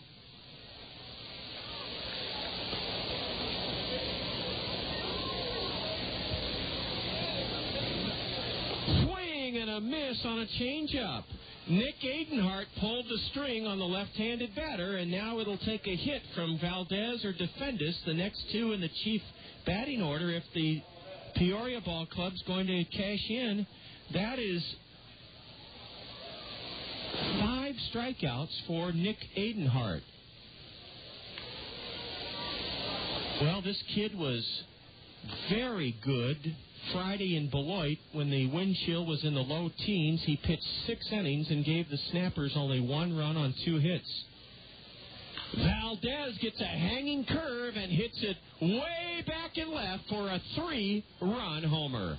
Nick Adenhart hung a curve, and Jesus Valdez puts the Chiefs ahead here in the 4th inning, 3-1. A hit batsman, a walk, and a mistake by Nick Adenhart. He hung a breaking ball, and Jesus Valdez socks the 3rd Chief home run of this series, a 3-run homer here in the 4th inning, 3-1 Peoria.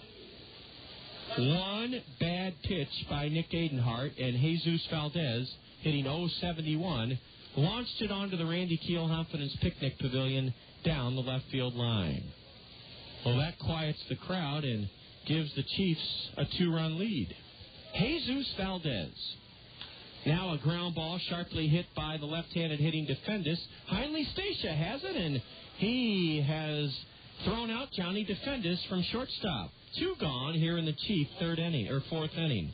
Man, oh man, one bad pitch, and Jesus Valdez launched it onto the Randy Keelhoffen's picnic pavilion to make it 3-1 Chiefs. Here's Justin Morgan, who opened up the Peoria second by rattling a double down the left field line. Boy. Jesus Valdez with a 3-run homer. Fastball, strike one called to Justin Morgan.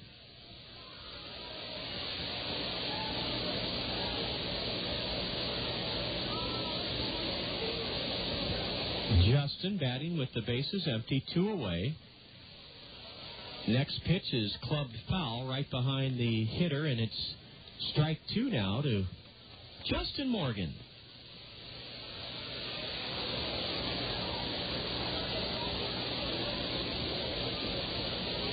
Morgan trying to protect the plate. Take strike 3 called. He knew it. 2 strikeouts in the inning for Nick Adenhart. 6 tonight in 4 innings. A hit batsman, a walk, and a 3-run homer propels the Chiefs to a 3-1 lead. As we head to the home half of the 4th inning, 3-1 Peoria. You're enjoying Kernel Baseball on the Kernel Radio Network. Fairfax State Savings Bank is paying you to come to the ballpark every Wednesday this season. You heard right. Fairfax State Savings Bank is paying you to come to Veterans Memorial Stadium every Wednesday this season. The first 750 of you Kernel fans to enter the gates before Wednesday's home game will receive an envelope full of money inside from Fairfax State Savings Bank. Each of those 750 envelopes will contain a greenback up to a $100 bill. Fairfax State Savings Bank, free money Wednesdays. Come early to line your pocket with cash. Meet Jim. Well, it's nice how he spends weekends in his yard trying to kill weeds. Gotcha. Meet Dave. He spends weekends on the green. That's because Greg's Lawn Service takes care of his lawn. Mowing, fertilizing, pruning, and, weed control.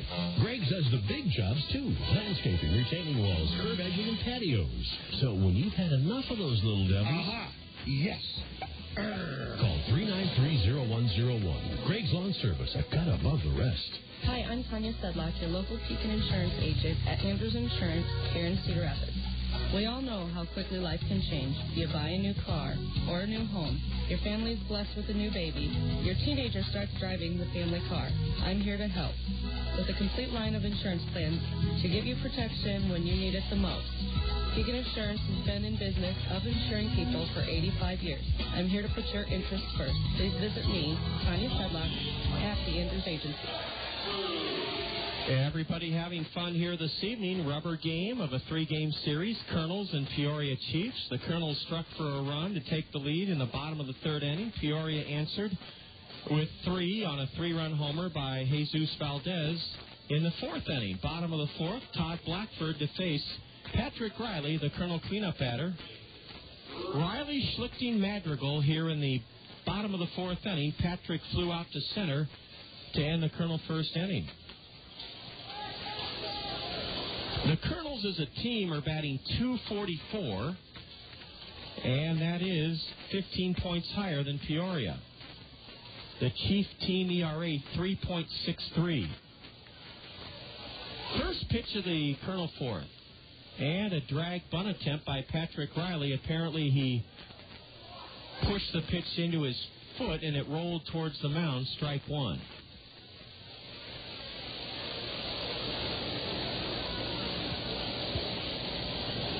Above the green padded wall are beautiful Tri-Vision advertising panels. And by Tri-Vision, that means they flip every 3 minutes and display the wares and message and logo of local businesses that are proud to be seen here at the ballpark. Change up to Riley, and he swung and missed. Strike 2 to Patrick.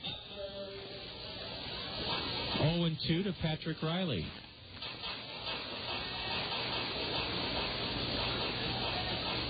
Center fielder Matt Ciamarella playing very deep. Swing and a ground ball foul hit sharply by Patrick Riley into the Colonel right field bullpen. Fergie Jenkins back for an encore. Fergie, we were hoping you could make it, and we got such great comments, calls, and emails last night about how folks really enjoyed hearing from you. And Ferguson Jenkins, we thank you and your aide, Ron, for another visit here. How are things going tonight? Good, John. We've sold quite a bit of memorabilia and shook hands and met a lot of fans. Well, Fergie, everybody is just raving at what a wonderful guy you are, and I want to thank, because I'm a baseball fan first and foremost, I want to thank you for giving so much back to the game during your visit here. I understand you're going to help the Chiefs open up their season tomorrow at O'Brien Field. Yes, I'll be there. I'm not sure if it's a night game or a day game, but I'll be there. I'd be prepared to be mobbed, Fergie, because Kerry Wood and Mark Pryor did rehab stints there last year, and they sold out the ballpark. Oh, wow. Okay. So I'm sure you'll be greeted royally by Cub fans. Peoria is a fun town as Patrick Riley on an 0-2 pitch lashes a base hit past the shortstop into left. Patrick Riley aboard, leading off this Colonel fourth, 3-1 Peoria. Travis Schlichting pulls the first pitch foul past third. Fergie, Peoria is a fun town. It's about 55% Cub, 45% Cardinal. Well, that's good. Yeah, it's a great river town on the Illinois River. A bunt by Schlichting rolls foul. Fergie, speaking of memorabilia, do you still have in your possession the actual Cy Young Award you won in 1971? No, I don't actually have it. Okay. I put it in a restaurant in New York. Oh. And the guy went out of business. He sold it to I'm trying to think of Helper's first name. Okay. He used to be with the Yankees. And then one of the movie stars bought it. So it's still its own. It's in existence. Okay, it's in existence. Yeah, but I got a duplicate. I had two made. Oh, that's great. One to the Canadian Hall of Fame, and I have one in my house. Oh, Fergie, that's wonderful. Man, Cy Young Award winner Ferguson Jenkins joining us for a second time. Hall of Famer Fergie Jenkins.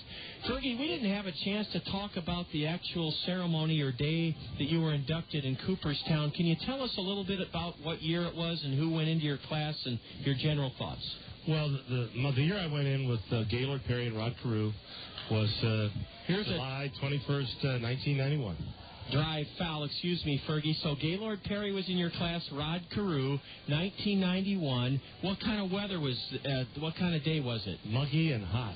Just baseball weather. Yes, it was. And did you write your own induction or acceptance speech? Yes, I did. Is that on record somewhere?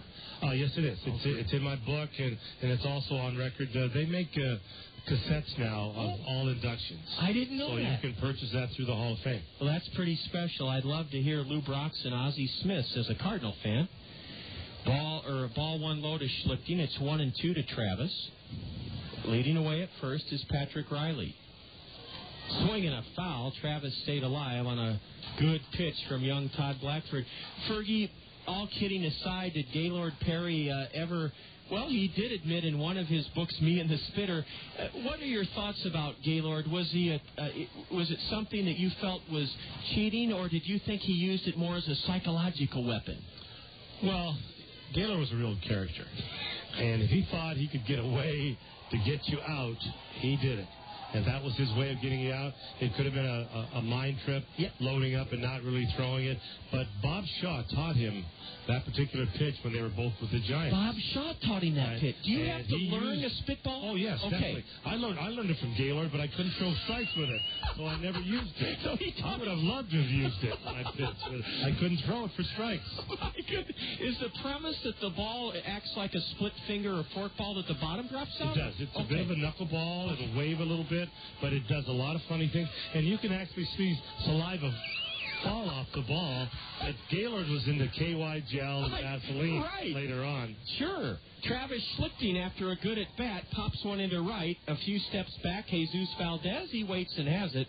Patrick Riley returns to first. Schlichting narrowly missed an extra base hit with Riley running as he rifled one just foul outside the left field line. 1 on, 1 out for the Kernels here in the home half of the fourth.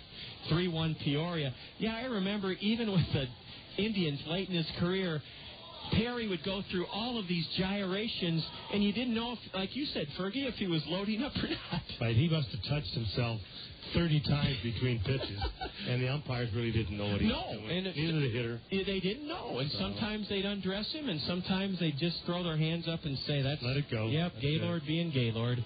Well, Rod Carew from Panama, I believe, you were in his class, and he's done some work with the Angels over the years. What kind of guy's Rod?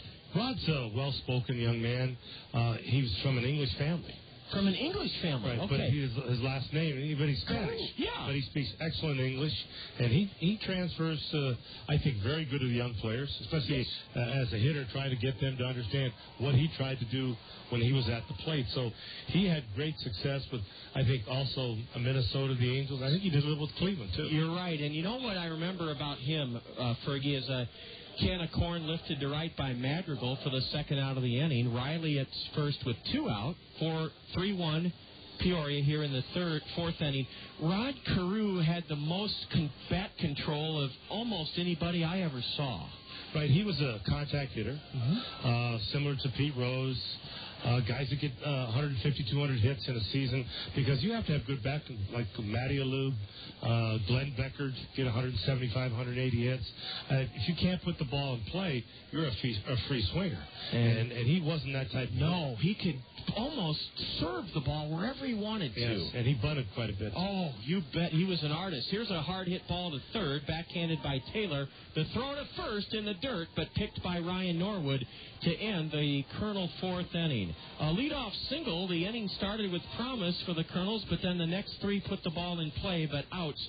No runs, a hit for the Kernels in the fourth inning. There were no Peoria errors, and the Kernels strand 1. We've left 3. We're going to keep it right here with Ferguson Jenkins because his time is a bit limited. He was kind to give us, I think, 2 full innings last night. Fergie, that 71 Cy Young Award season for you, according to the little bit of research I did, and I'm not a computer ace, and do it the old-fashioned way from books, you hit 6 home runs and had 20 RBIs. Did you earn a raise for that work at the plate? Not for the work at the plate, for winning the Cy Young. Okay. I did. I had it in my contract. Just out in the clear blue, my attorney, I was one of the first Cubs to have an attorney. In 1970, I had my first attorney. Mr. Wrigley didn't really like attorneys. So we put in our clause, if I couldn't get the money in a salary, I'd take it in a bonus. So he said, well, to pitch 300 innings and to win a Cy Young, I'd get a $50,000 check at the end of the season, which I did. Oh, Fergie, that's great. Now, when you use the term attorney, the modern-day term is agent? Agent, right. Did you let your attorney negotiate with the Cub general manager or with P.K. Wrigley himself? Well, John Holland was the general manager. He wouldn't talk to my attorney. He would not. So we talked to Mr. Wrigley. Directly. Mr. Wrigley was vacationing in Scottsdale at the time, and I was kind of locked out of the ball club because I didn't negotiate or sign a contract. Back then, you couldn't work out. Oh, okay. So I stayed in the hotel. I used to go to the ballpark and run from time to time and throw. And Mr. Wrigley phoned us at the Roadway Inn and said, Mr. Jenkins, I'd like to sign you, but you're trying to overprice yourself. He really said that? Oh, yeah. I mean, to make $100,000 for a pitcher was kind of unheard of back then. The first 2 were Koufax and Drysdale, right. and they sat out 3 weeks to get that. And I made $125,000. He thought, Mr. Jenkins, you're going to overprice yourself. Wow, he said that. Yeah. But was he a gentleman about it? He or was. He rude? Okay. I met him a couple of times prior. Yep. But he just thought that trying to get that type of money, and I was a young ball player, if I got successful and did more and got better and consistent, I was going to make a lot of money. Okay. So he thought I was overpricing myself. Well, that's a very interesting story, Fergie, and you were one of the first players to have an attorney/agent. Strike one, called to Luis Rivera from Nick Adenhart. Now a nubber cued off the end of the bat to second. Looking into his glove is Larry Infante, and he flips to first to get Luis Rivera. One gone here in the Chief fifth inning. They lead it 3-1. Ferguson Jenkins has told some great stories about his career, his excellence on the field and off the field. Fergie, a couple of guys I wanted to ask that you pitched against. Talk a little bit about Willie McCovey, because he's a guy that I don't want to say he played in the shadow of Willie Mays or Orlando Cepeda, but what a great ball player McCovey was. Was he intimidating at the plate? To me, he was. He was very dangerous for a right-handed pitcher. He owned a lot of right-handed pitchers he did. in the National League, and I was included in that. So he even hit some of his home runs off. Yeah, he had a ball one night in Old Candlestick that went over the player parking lot into the fan parking lot in Old Candlestick Park, probably 600 feet. Wow, Fergie. Another cue ball off the end of the bat. Robinson Chirino rolls out to the first baseman, Dallas Morris, who fed Adenhart, the pitcher. It went 3-1 for the second out of the Chief fifth inning. Did you happen to see, Fergie, or were you signing autographs and for your foundation? Did you see the home run that the Peoria player hit Jesus Valdez? No, I missed it. Okay, it was a hanging curveball. When a guy makes a mistake, and I think Nick Adenhart's a prime example of this, isn't it the toughest thing for a pitcher to put that out of his mind? Well, it's a mistake you make physically. Right. Maybe not mentally.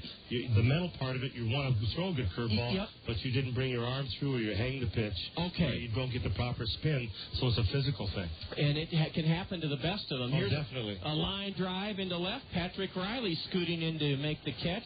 An easy 1-2-3 inning for Nick Adenhart. His one mistake, the difference in this game, a 3-1 Chief lead. Down in order goes Peoria in the fifth. Now, Fergie, I want to abide again by your and Ron, your dictates, your desires, your protocol. Ron, what about another half inning, or is it really time for Fergie to shove off? Thanks. Ron is Fergie's friend and confidant, and we're through 4.5 innings here at the ballpark, and we'll be back with one more half inning with the great Hall of Famer Ferguson Jenkins. 3-1 Chiefs, you're listening to Kernel Baseball on the Kernel Radio Network. If your spring cleaning plans include throwing out household furniture items, be sure to follow the instructions on the orange bulky item collection flyer you received in the mail. Up to 4 items, such as couches, mattresses, and box springs, dressers, wooden desks, and bookshelves, would be picked up by city crews. However, appliances, TVs, computer components, and scrap metal will not be collected. Your orange flyer will tell you where to dispose of such prohibited items. Thanks for using your orange flyer as your spring cleanup resource.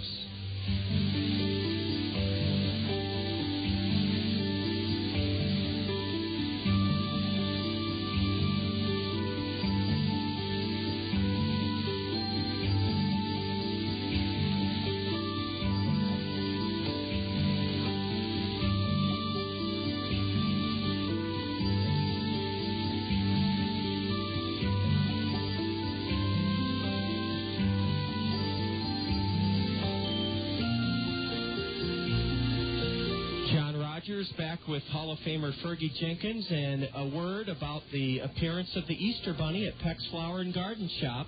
It'll be this Saturday, Easter Eve, from 10 until 4 at Peck's. And while you're there with your children and letting them experience the joy of meeting the Easter Bunny, Peck's will have just a wide, wonderful selection of Easter lilies, plants, bouquets. Spring is sprung at Peck's, and we encourage you to visit this Saturday for the Easter Bunny from 10 to 4. We had a defensive change for the Kernels in the bottom of the top of the fifth inning. Ryan Leahy came on to play second for Larry Infante. Infante moved to short, and Leahy will bat third in the Kernel batting order.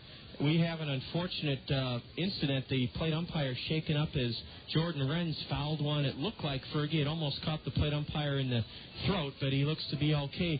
Were you a guy that ever, I don't want to say tried to show up an umpire? I know you wouldn't do that. Did you, if there was a borderline pitch, did you ever say, well, where was it, or did you let the catcher do that? A lot of times, being in the National League, I've tried to wait until I come up to the plate. Oh, and then talk to the umpire. Talk to him and say, Yep. I need that pitch maybe in the 7th or 8th inning.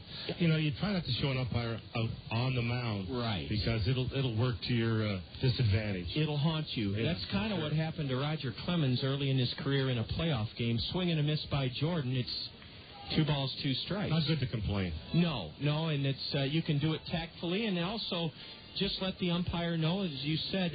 Now, some people, Fergie, think that guys like Tom Glavine and Greg Maddux and Roger Clemens get so-called breaks from the umpire because of their great careers.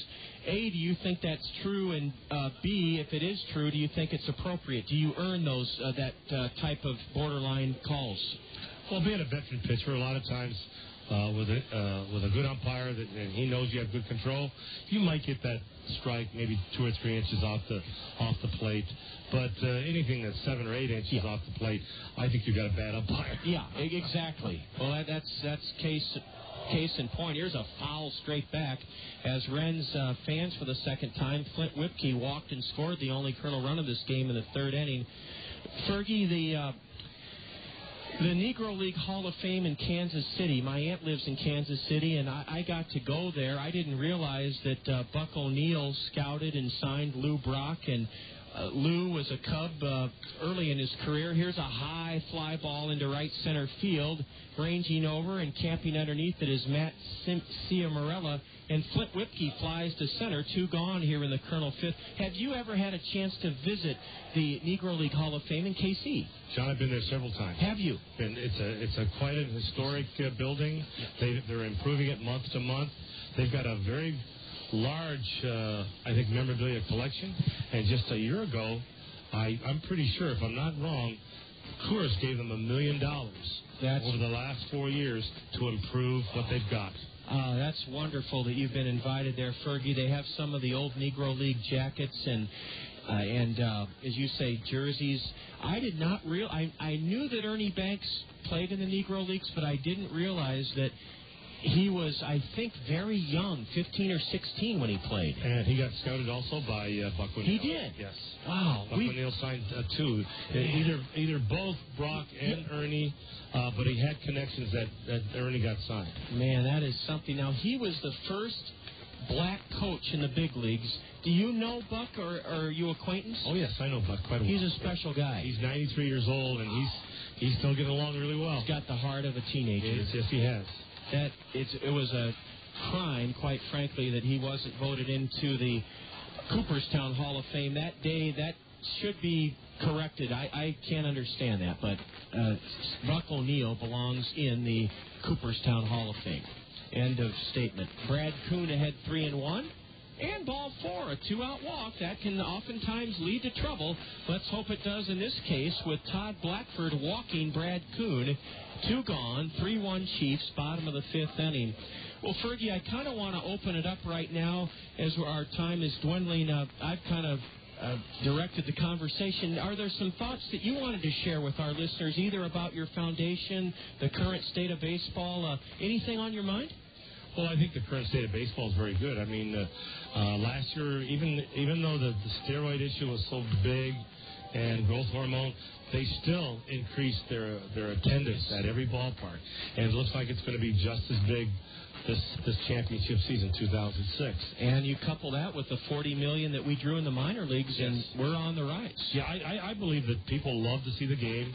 They love to come to the minor league parks. It's a little less expensive. Yes, it's wholesome and affordable. Pretty much what you want. And the stadiums are 8,000 to 10,000 seating capacity. So there is an opportunity to see everything. And I think by far kids get more of an opportunity to come and maybe get foul balls and see young players. These guys are the stars of tomorrow. Well, that's a great public relations true statement by Fergie Jenkins about our game. The runner goes, a pitch low, the throw to second, and it's a stolen base for Brad Kuhn, his 3rd of the season. The throw from Morgan was right on target, but late as Brad used his head-first slide to steal the bag at second. Fergie, Hank Aaron at one time expressed interest in maybe being the commissioner of baseball, Reggie Jackson. What about you? If baseball asked you to take over and try to ride herd over these choppy waters, would you listen? I'd probably listen, but that's an awful tough job. Yep. I think Bud Seeley has really taken some abuse, but he's done a good job. Yep. I mean, you have to take care of two different companies. Constituency, yeah. Oh, it's incredible. You have to take care of the owners and the player association, which can be tough. And now you've got an outcry of other things, people that don't belong in the game, Yes. that have abused the game. Yes. And basically, that's people that supply athletes with food supplements. With food supplements? Well, you know, this new steroid thing is supposed to be a food supplement. Oh, They're giving okay. guys, making them improve their body, getting Yes. bigger. And it's stronger. a gray line in some areas. Sure. And it's all pharmaceutical. Yeah, that's true.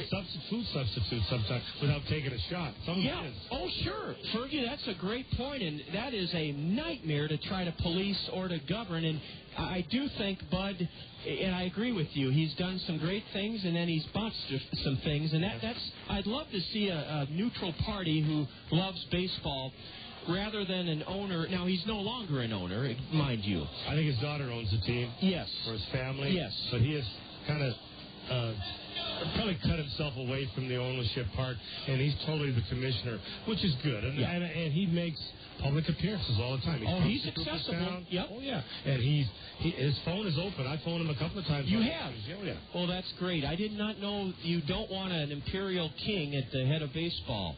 Let's get you caught up on an exciting play that has pulled the Kernels to within a run of this game. Brad Kuhn, who stole second, scored all the way from home on a ground ball to deep short by Larry Infante. Infante beat the throw from Dylan Johnston, and as Johnston was throwing to first, Kuhn just kept running. He scored. Now Ryan Leahy, who had 3 hits last night, tomahawks one to second for the final out of the Colonel fifth.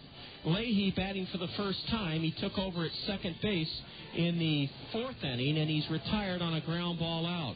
In the 5th, 1 run for the Kernels, 1 hit, a walk, a stolen base, no chief errors. The Kernels leave 1 of stranded 4. We've got another barn burner here tonight. The Kernels scoring in the bottom of the 5th inning to pull to within a run. Fergie Jenkins, I hope our paths cross again, because this has been not only a delight, it's been an absolute dream come true for me. Well, that's good, John. I've enjoyed it. As I said, coming to the ballpark and seeing these young fellows perform, and who knows what's going to happen in the next 3 or 4 years to some of these youngsters. They could be household names like you Definitely. became. Yeah, you're not kidding. Well, Fergie, have a great trip to Peoria. Enjoy the rest of your stay in the city of 5 seasons. I appreciate it. Thank you. Ferguson Jenkins, Hall of Famer, kind enough for the 2nd straight evening to talk baseball and share his memories of this great game. Fergie's headed out with his friend Ron. Thanks, guys, so much. We go to the top of the 6th inning. Our Springhouse trivia question coming your way next. After 5, Kernels trail the Chiefs by a run, 3-2. This is Kernel Baseball on the Kernel Radio Network. Step up to the plate this summer and nominate your favorite Cedar Rapids Kernel for the Rockwell Collins Fans Choice Award. Every time you catch a Kernels game, fill out a Fans Choice ballot to recognize the efforts of your favorite ball players. Then drop the ballot in the designated box at the souvenir stand. During the season's final homestand, Rockwell Collins will present the Fans Choice Trophy to the player with the most votes and make a donation to that player's favorite charity. Rockwell Collins and the Cedar Rapids Kernels, teammates working for a better community.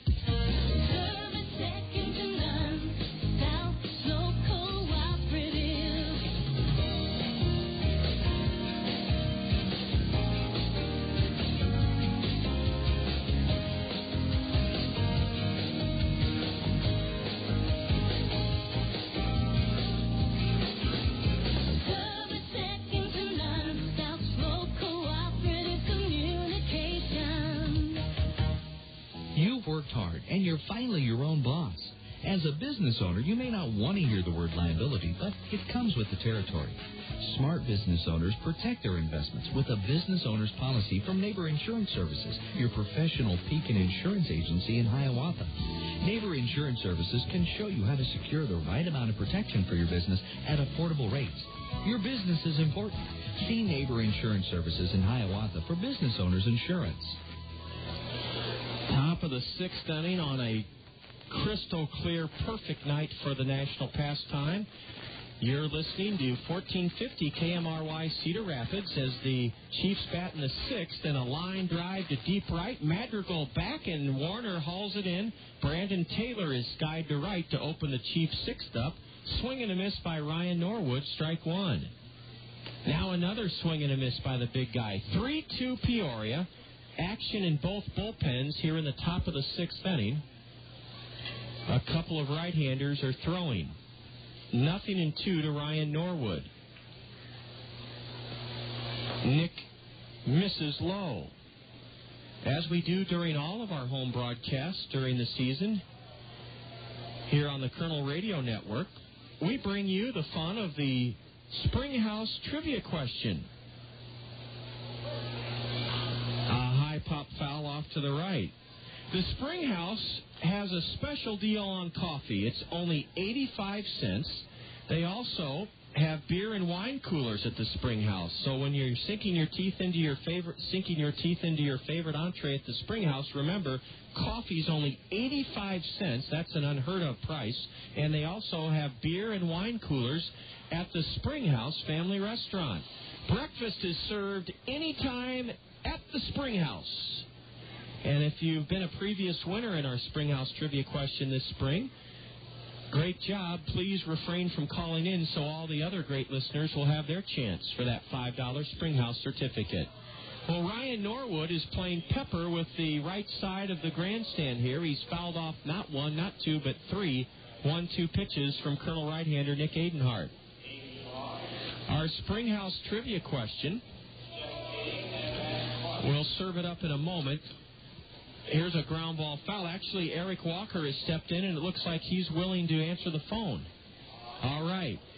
And we'll write down the answer so Eric knows that. And then he'll take your name and mailing address if you're right with the answer. We'll give it the question to you from the Springhouse. Another 1-2. Curve, and Norwood serves it into right center for a base hit.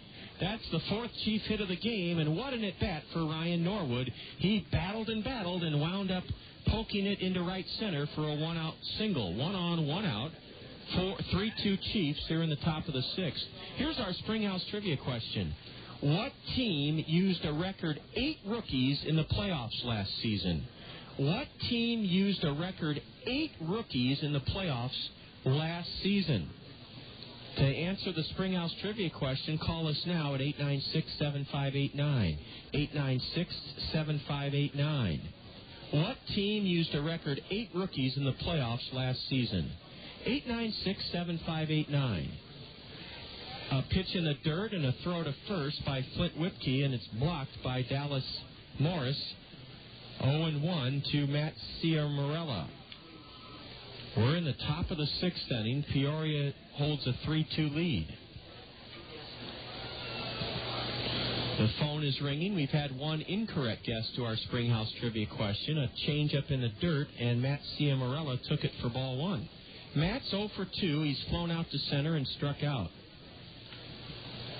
Our Springhouse Trivia Question, what team last year in the playoffs used a record 8 rookies? I'll even name a couple of the rookies, and that might help you identify the team. They're not household names yet, but they are fast becoming. Swing and a miss by Ciamarelli, chased a pitch way outside, strike 2.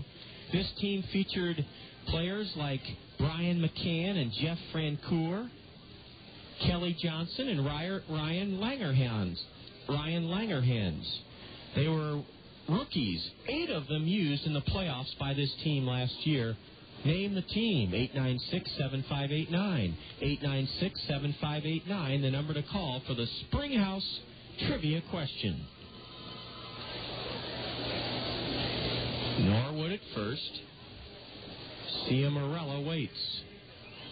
And lines it to third. Schlichting has it. Out. Throw to first. Out. Spectacular double play. Spectacular double play turned by the Kernels to end the sixth inning. Matt Ciamarella hit a bullet to Travis Schlichting. He caught it and then threw across the diamond, and digging it out of the dirt was Dallas Morris. That's a double play to end the inning. 6 great innings from Nick Adenhart tonight. In the sixth for Peoria, no runs, 1 hit, no Kernel errors. The Kernels turn their first double play of the game. Nobody left for the Chiefs. And as we go to the home half of the sixth inning, it's the Chiefs on top of the Kernels, 3-2. You're enjoying Kernel baseball on the Kernel Radio Network. Jumpstart your future with learning from Kirkwood Community College. No matter what your age or previous work experience, you have new opportunities as close as your phone. 398-5517. Kirkwood has hundreds of choices for career and technical programs. Kirkwood has financial aid and support options to help you succeed, and Kirkwood has locally based centers to help you balance work, family, and learning. Kirkwood is ready when you're ready. Call Kirkwood Admissions today, 398-5517. Kirkwood, start here, go anywhere. Convenience and trust, two things all of us want. At Tri-State Travel, we offer both. It's convenient for you to make one call or one visit to our office for all your travel needs. A one-day tour, a cruise, a trip to Branson, to charter a motor coach. For 66 years, Tri-State Travel has been a name you can trust to provide quality products. Come see why you can trust us to provide the convenience you expect. Tri-State Travel now at our new location on 7th Street Southwest. When it comes to auto insurance, Westside Agency in Palo, your professional Pekin insurance agency, will make certain you're properly insured with the right coverages and deductibles. Westside Agency will tell you about the money-saving discounts from Pekin Insurance. Multi-car discount, good student discount, loss-free discount, 45-plus auto discount, auto home discount, low mileage discount. To see if you qualify for any of these auto discounts that will lower your premiums, visit Westside Agency in Palo. After 5.5 on a glorious night for baseball, we have a new pitcher for the Chiefs. It's Roberto Sotolongo. Roberto Sotolongo is on in relief. He's a right-hander. Todd Blackford was rock solid in his second start. The right-hander acquired by the Cubs from the Atlanta Braves in the deal that sent Todd Hollinsworth to Atlanta. Blackford, 5 innings pitched, yielded 2 runs to the Kernels on 3 hits. He struck out a pair, and he walked 3. Walked 3, and he also hit a batter. I believe. Let me double-check that. No, he did not hit a batter. He walked 3. Sotolongo misses up and in to the Colonel cleanup batter. Patrick Riley, swing and a miss on a fastball from Roberto Sotolongo. 6'4", 200 pounds from the Dominican Republic. He hurled a scoreless frame in the home opener for the Kernels here on Monday afternoon. Patrick Riley singled leading off the Colonel 4th inning. Ball 2 is low.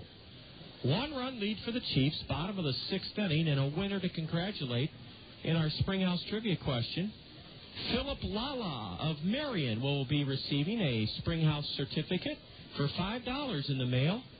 Philip, congratulations. We'll repeat the question in just a moment. Double barrel action in the Colonel right field bullpen as Riley swings and misses, strike 2.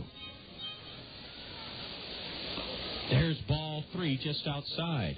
Our Springhouse Trivia question asks what team used a record 8 rookies in the playoffs last season, and Philip Lala dialed in with the right answer, the Atlanta Braves.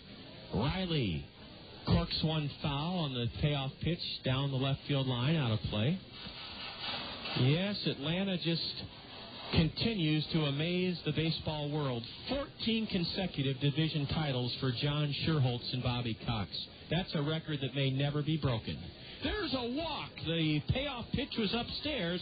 Patrick Riley draws a leadoff walk. He's the tying run for the Kernels here in the home half of the 6th inning. Peoria up by a run, 3-2. Atlanta used 8 rookies in the postseason a year ago.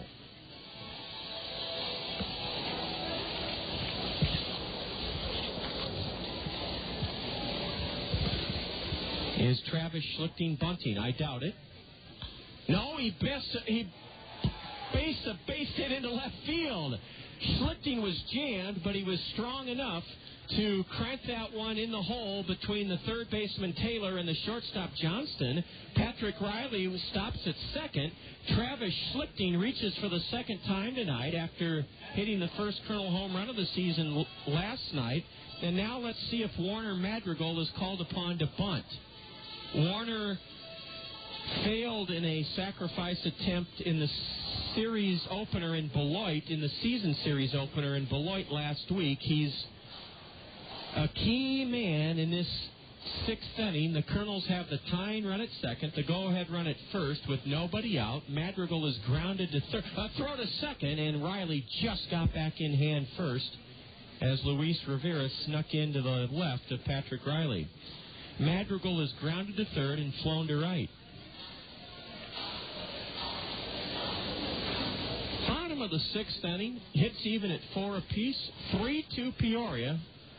Their runs against starter Nick Adenhart came on a 3-run homer in the fourth inning, and it erased a Colonel 1-0 lead. It came off the bat of Jesus Valdez. Now time is called. Roberto Sotolongo is on the mound. His pitch is bunted. A terrific bunt, barehanded by the hurler. He throws to first to get Madrigal. Warner Madrigal was jammed with a nasty pitch up and in, and he was able to corkscrew his body so that he got the barrel of the bat on the pitch, and he laid a perfect bunt up the third baseline, stayed on the grass. Sotolongo barehanded it, and then he whipped his throw to the second baseman, Rivera. The play goes 1-4, and what a bunt by Warner Madrigal. Warner has put the Ducks on the pond for Dallas Morris. Tying run at third, go-ahead run at second for the Kernels, who trail 3-2 here in the home half of the sixth inning. Dallas Morris at the plate. Infield in, and the right-hander with the first delivery up and in. Ball 1 to Dallas Morris.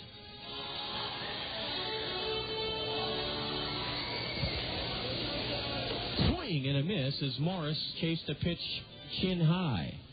Infield in for the Chiefs. Taylor at third, Johnston at short, Luis Rivera at second, Ryan Norwood at first. They are in for the play at the plate. Dallas Morris, 0-for-2 tonight, a right-handed batter with an open stance, hitting 125 on the year.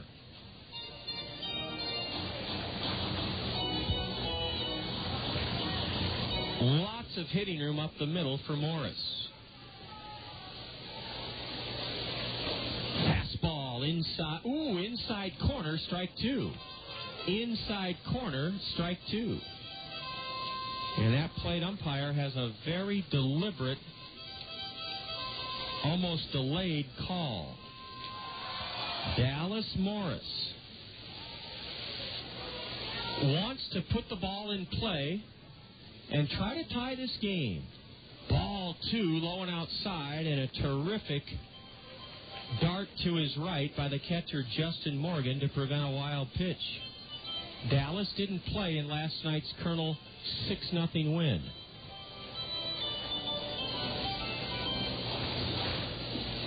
Big gap in left center for the Colonel right-handed batter.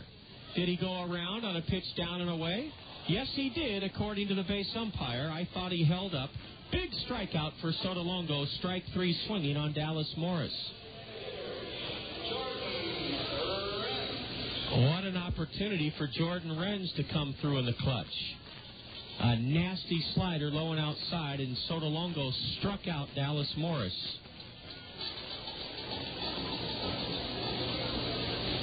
Huge putout for the Chiefs as they maintain their 1-run lead, 3-2 here in the sixth inning. Renz tried to hold up. He went around on a fastball, strike 1. Second and third, 2 out for the Kernels. 3-2 Chiefs here in the bottom of the sixth inning.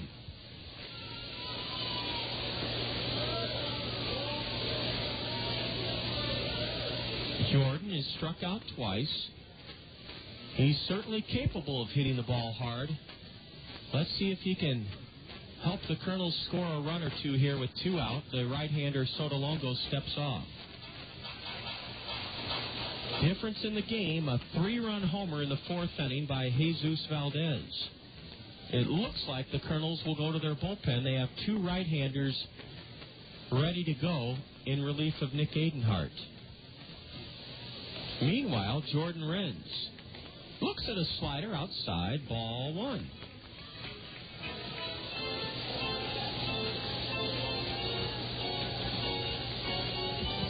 Jordan drove in 55 runs as a Colonel last season, even though his average was a little below 200.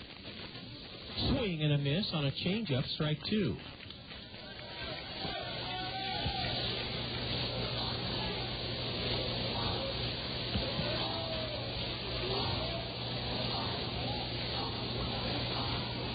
Jordan, a fifth-year professional, fourth-round pick by the Angels in 2002. Uses a dark-colored bat with tape on the handle. Now time is called. Riley at third, Schlichting at second. Sotolongo, the tall right-hander, delivers. A drive to left, deep at the wall, it may go! Three-run homer for Jordan Renz! Three-run homer! It propels the Kernels into the lead! Here in the bottom of the sixth inning, it came on a two-strike pitch. Jordan Renz has sucked a home run! A three-run blast onto the Randy Keel Offense Picnic Pavilion, and the Kernels regain the lead here in the sixth inning, 5-3.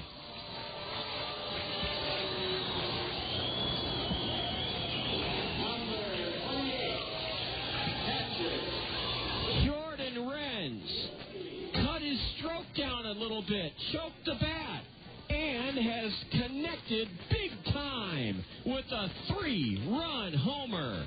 And that is another $25 to the Haycap Food Reservoir in the PRC Home Runs for the Hungry campaign. Renz broke out of an 0-for-13 tailspin that included 10 strikeouts, and he brought a smile to everybody's face here tonight.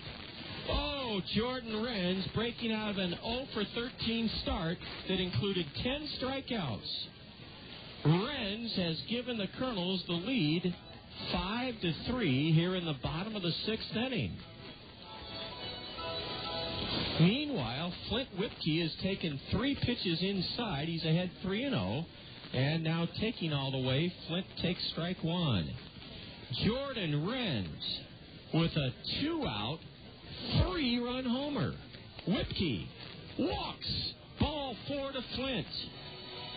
I think Roberto Sotolongo is still reeling mentally from that 2-strike, 2-out, 3-run blast by Jordan Renz. And that 3-run homer, coupled with Travis Schlichting's 2-run blast last night, now brings the total on this early season to $50 in PRC's Community Care Home Runs for the Hungry campaign. PRC is proud to support this community where their employees live and work. And for every Kernel home run, food home to our community in that marvelous Home Runs for the Hungry campaign from PRC. Well, let's keep this 2-out rally going. Brad Kuhn is at the plate. The runner Whipkey goes. The pitch low, a ball. The throw to second. Late. Stolen base for Flint Whipkey. His first of the season. Jordan Renz has to feel like the weight of the world has been lifted off his shoulders. He's got to be flying high. And he was greeted royally in the Kernel first base dugout. Now Kuhn has an RBI chance. A hot shot to deep center, but right there is Matt Ciamarella, 2 steps back to haul it in. Brad Kuhn hit it right on the button and lines out to center. The Kernel fans have a lot to cheer about. 3 runs in the Kernel sixth inning on 2 base hits, 2 walks, no chief errors, and a 3-run blast by Jordan Renz. The Kernels leave a runner and have stranded 5. After 6 on this beautiful night at the ballpark, Kernels lead Peoria 5-3. You're enjoying Kernel baseball on the Kernel Radio Network.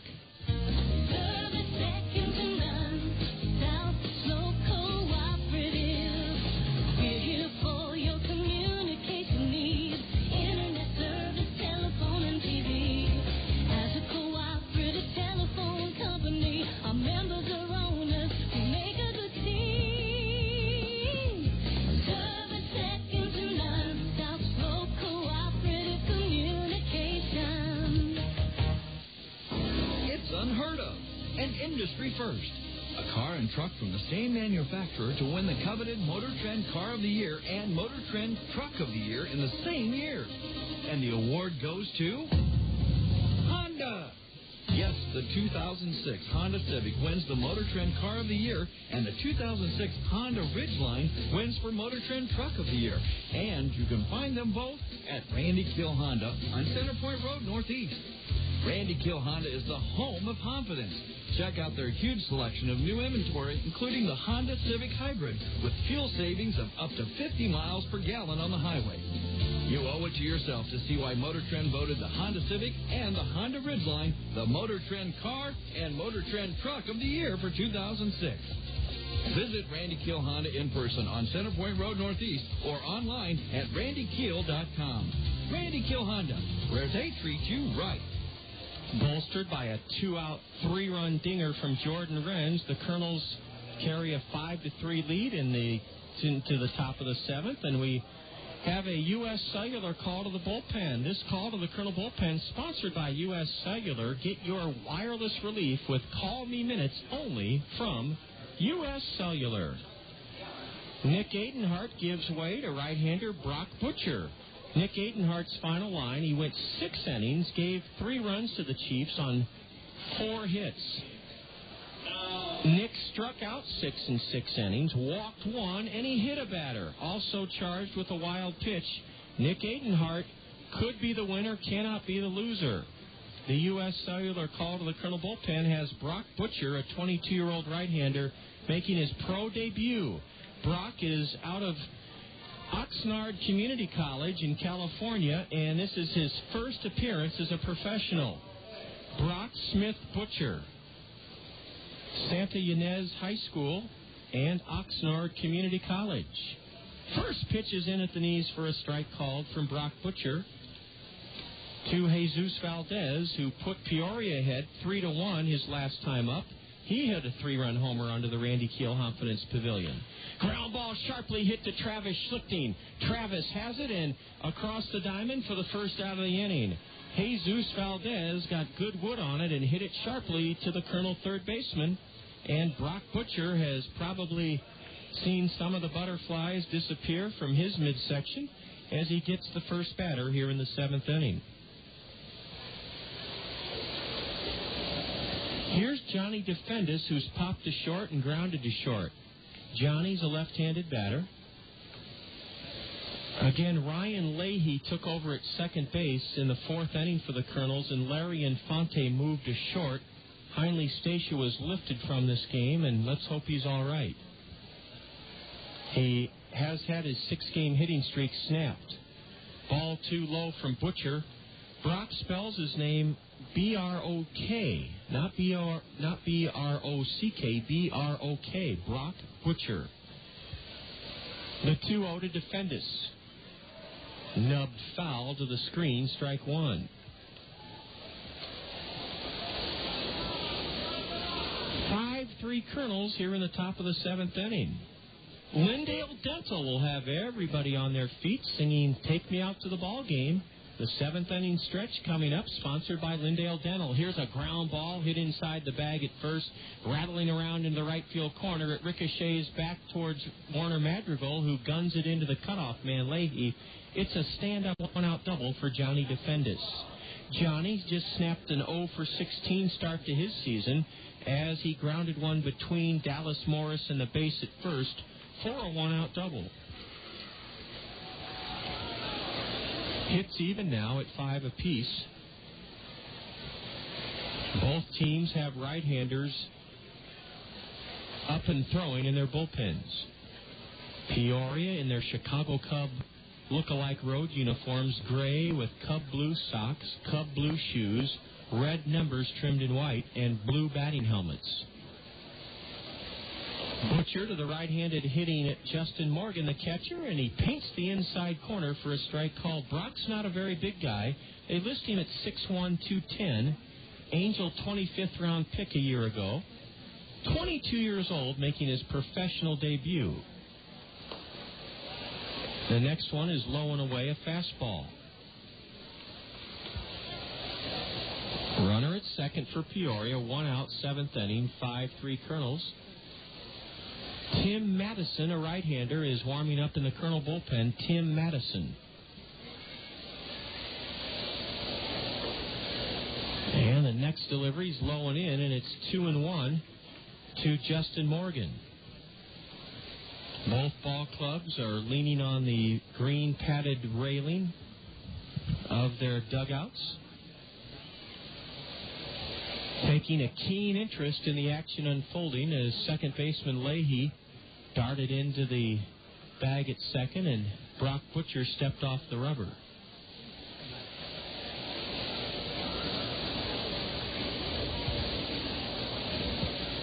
Justin Morgan, 1 for 2, wraps one to third, backhanded by Schlichting. He whirls and throws the batter out.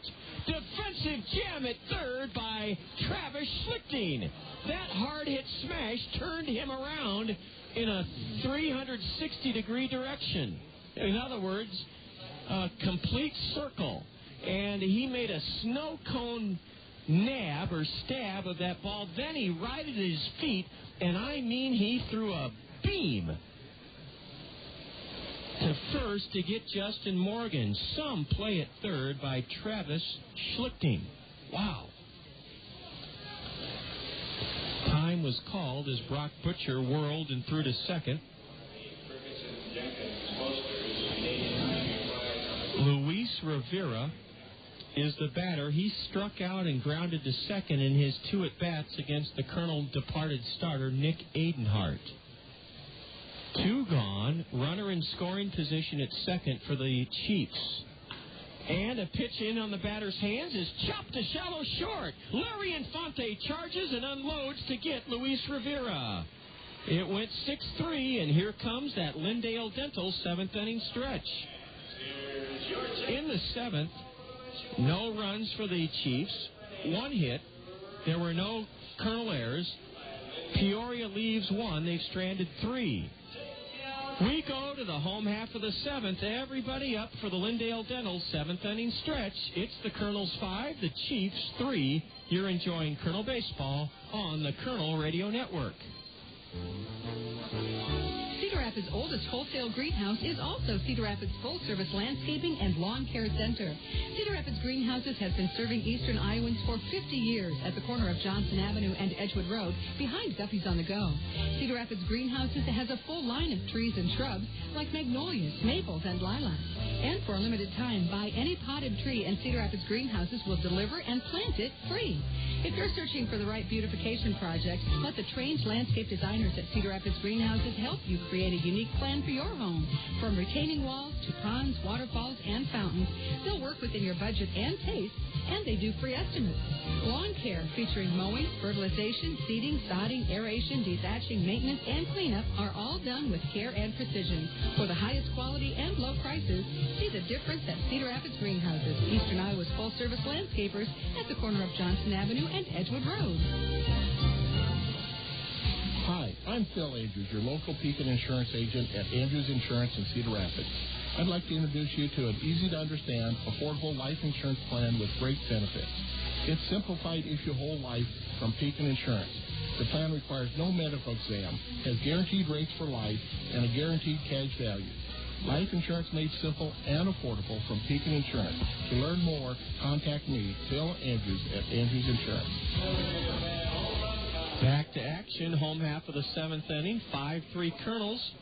Michael Phelps, a 6'4", 190-pound right-hander, is making his first appearance against the Kernels in this series. He's from a suburb of St. Louis, Hazelwood, Missouri, and he went to school at Central Missouri State. Michael Phelps, first up for the new pitcher for Peoria.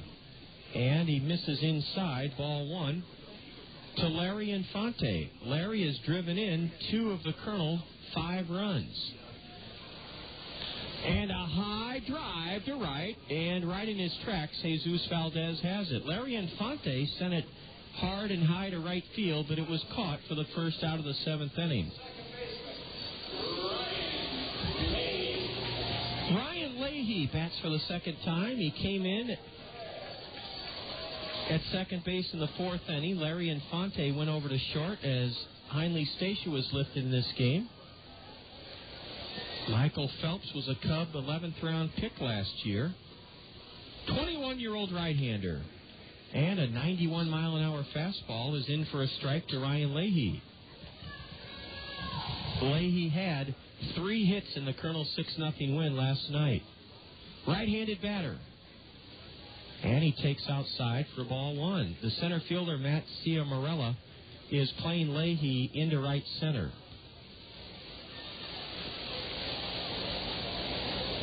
Phelps, the second relief pitcher for Peoria. Here's a towering pop-up on the infield. Luis Rivera comes in a few steps at second, and on the skin portion of the infield, he makes the play for the second out of the inning. Ryan Leahy pops out to second. 2 gone, nobody on in the Kernels' 7th inning.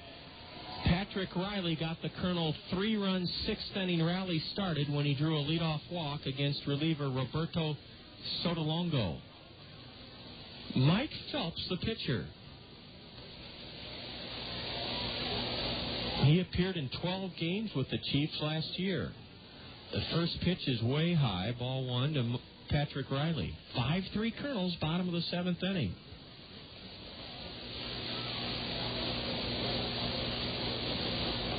There's a sinking fastball at the knees, and it's 1-1 to Patrick Riley. Patrick started the night leading the league in hitting with a .471 average. He's a left-handed batter. Rests his rust-colored bat on his back shoulder parallel to the ground, and a changeup, swing, and a miss, strike 2. Brock Butcher made his pro debut in the top of the 7th inning and looked very poised and solid. He threw strikes. It looks like the Kernels will go to Tim Madison in the top of the 8th inning. A pitch in the dirt, a changeup, and Riley laid off. It's 2-2 to Patrick. Brock Butcher gave up a 1-out double in the top of the 7th inning, but with a hand from Travis Schlichting, who made a very good play at third base on a hard-hit ground ball to take a hit away from Justin Morgan. Brock did not allow a run in his pro debut. Letter high fastball, strike 3 call to Patrick Riley. Michael Phelps toyed with the Kernels and set us down in order in the 7th inning. 1-2-3-0 across. The rubber game of this 3-game series with the Chicago Cub farmhands moves to the top of the 8th inning with the Kernels leading the Chiefs 5-3. You're enjoying Kernel Baseball on the Kernel Radio Network. Hi, I'm Gary Dolphin. You know, Hometown Restyling has served Eastern Ireland since 1986, providing the very finest in windows, siding, and sunrooms. Their experienced staff can handle the job from start to finish, including plans, permits, and inspections.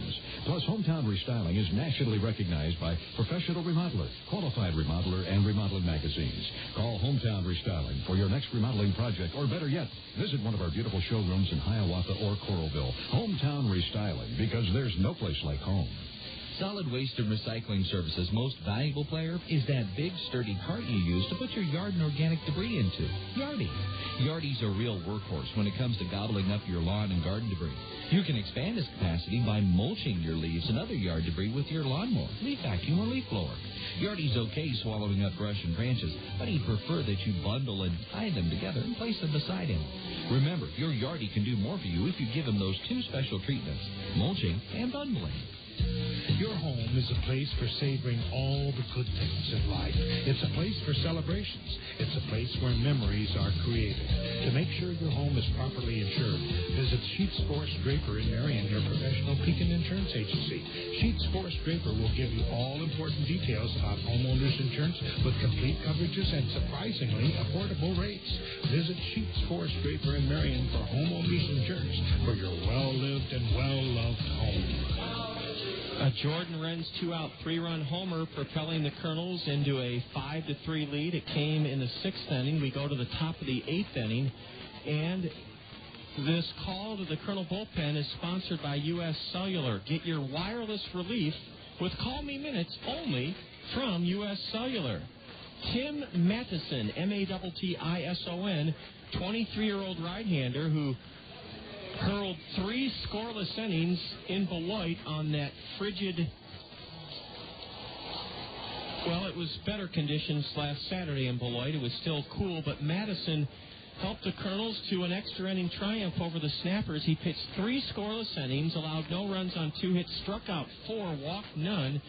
Saturday in Beloit, he earned a win, and he's on in relief here in the top of the 8th inning. 5-3 Kernels.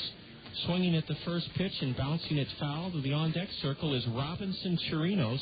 Top of the order for the Chiefs, top of the 8th inning. 5-3 Kernels. Chirinos is 0 for 3 so far tonight.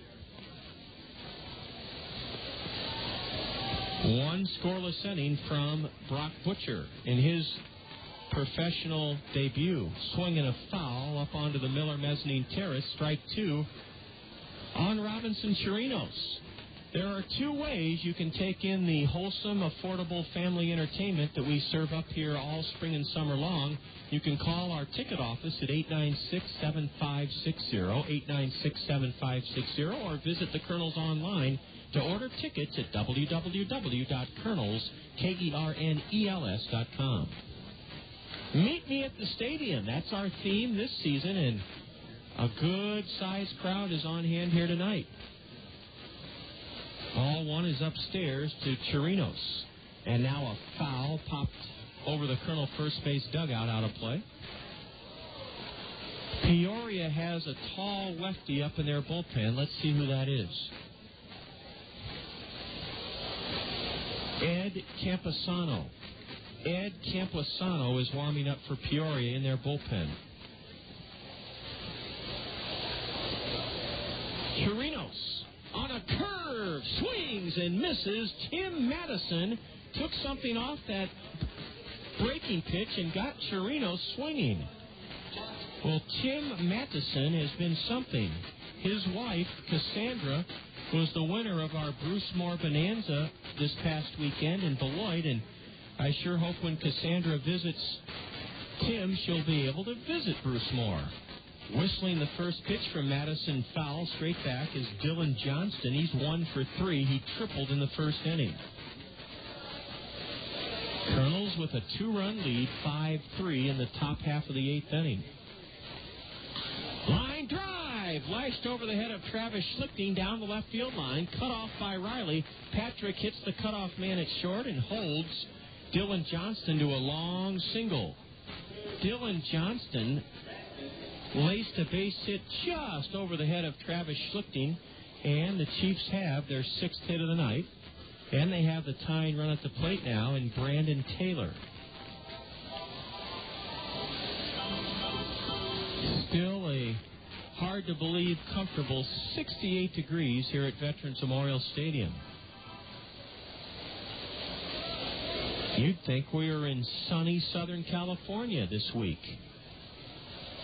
Blue skies, the wind died down. It's perfectly calm here and perfectly beautiful. Roping the first pitch foul onto the Miller mezzanine terrace above the Colonel first base dugout is Brandon Taylor. Taylor tonight is struck out, been hit by a pitch and scored, and flown out to right. Brandon, a right-handed hitter, as Tim Madison rubs up a new baseball.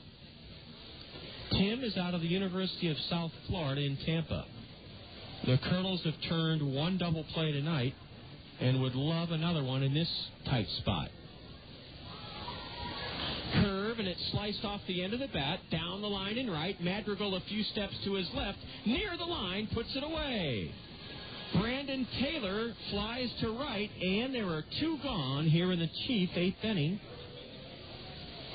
We're not out of the woods yet. Power-hitting Ryan Norwood will bat against Tim Madison.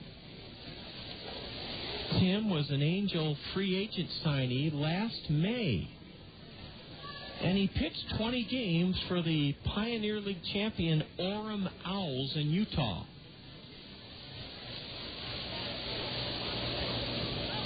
Utah is blessed with a higher number of minor league teams than I think you would imagine. They have our AAA affiliate, the Salt Lake Bees. They used to be called the Stingers, and then they have the Orem Owls. There's also a team, and I'll have to think about this. The name of the city's at the tip of my tongue. They used to be in a Milwaukee affiliate. Ground ball wrapped up the middle. Shortstop has it. Infante underhands to lead in the inning. A hard hip grounder underneath the feet of Tim Madison, and there was Larry Infante ranging to his left. He made a good play to his left and then fed Ryan Leahy for the force of Dylan Johnston. It went 6-4. Tim Madison, a solid eighth inning, no runs, one hit, no Colonel errors. The Chiefs strand a runner. They've left 4, and after 7.5, the Colonels with a 2-run lead, 5-3 over Peoria. You're listening to Colonel Baseball on the Colonel Radio Network. Smelly cat, smelly cat. What are you playing, Nigel? I was just trading places with Phoebe from Friends. She's so funny. She's wicked. Cool. You know, Sierra Mist and TBS had their Trade Places with the Funniest Faces sweepstakes, where you can really trade places with your favorite characters and win the ultimate sitcom getaway. Yeah, just go to TBS.com to enter. You can win the Friends Ross and Rachel honeymoon trip to Vegas. There's also a trip to see where the Seinfeld gang hung out in New York City, or an Everybody Loves Raymond trip to a golf resort in California. The Trade Places with the Funniest Faces sweepstakes. Just watch Friends on TBS and enter at TBS.com. Brought to you by Sierra Mist. It's that refreshing. No purchase necessary. Internet access required. Subject to official rules at TBS.com. Open to legal residents of the continental U.S. 18 or older. Void where prohibited. Ends 5/16/06.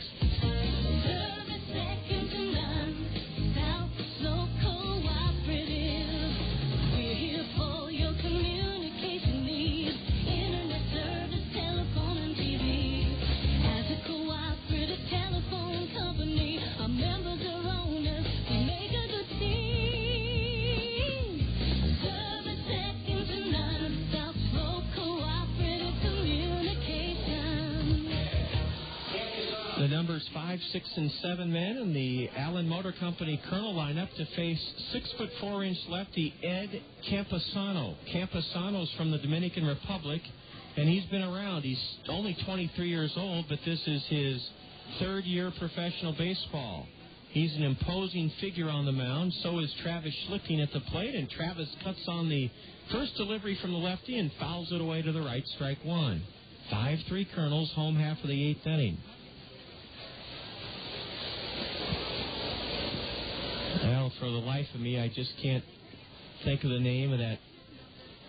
Here's a drive belted foul onto the Randy Kiel-Hopkins Picnic Pavilion by Travis Schlichting. He's in the hole 0-2. I know the owner of that team in Utah, Dave Baggett. He used to be a minor league player. I just can't remember the name of that rookie league team north of Salt Lake and Orem, still in the heart of Mormon country in Utah. But doesn't that drive you batty when you have the early signs of forgetfulness? It's a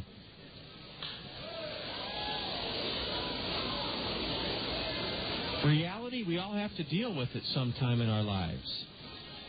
And I used to be a 7th grade geography teacher. It just aggravates you when you know you want to share a piece of information and you can't think of that city in Utah. Schlichting stays alive and rolls an 0-2 pitch foul to the base of the Peoria dugout.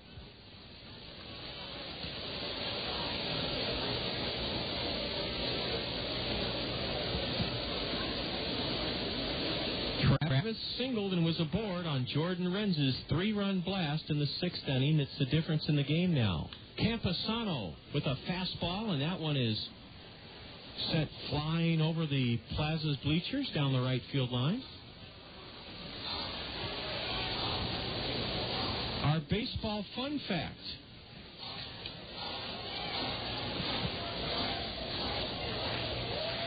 Well, we had it here, and I'll have to dig around for that.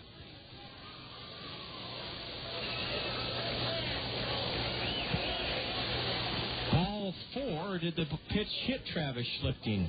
It must have hit Travis Schlichting. He's aboard, leading off the Colonel 8th inning, and here's Warner Madrigal.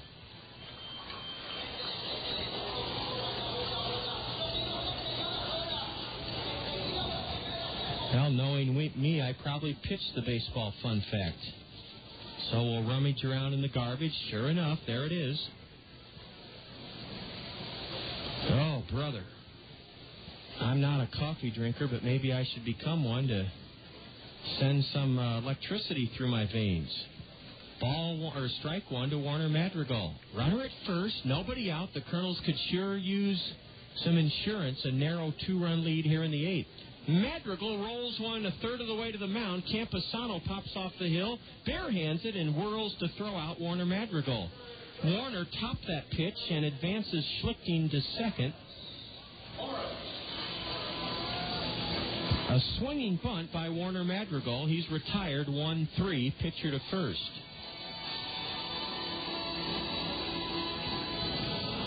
Our baseball fun fact, Ralph Kiner socked 37 home runs. He led the league with the Pirates in 1952. He did so for a last-place team. Ralph Kiner, the National League home run king in 1952, hit 37. He asked Branch Rickey, the Pirate general manager, for a raise. Branch Rickey declined Kiner's request, and here's what he said to Ralph Kiner. Quote, "I know you hit all those home runs, Ralph, but we could have finished in last place without you." Swing and a miss by Dallas Morris. Tough negotiating for Ralph Kiner. He leads the National League in home runs. I think he led the league in home runs 7 straight years. And Branch Rickey, who was tight as a drum, said, "Ralph, no raise. We could have finished in last place without all those home runs." Ball 1 to Dallas Morris. He's 0 for 3 tonight. An RBI chance here in the 8th inning.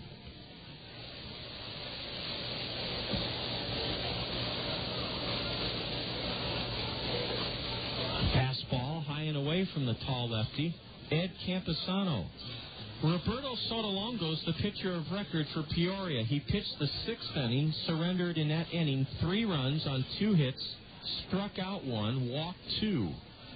Michael Phelps worked the scoreless 7th inning for Peoria. And here's Camposano coming set at the chin. The pitch is a strike on the outside corner to Dallas Morris. 2-2 to the Colonel first baseman.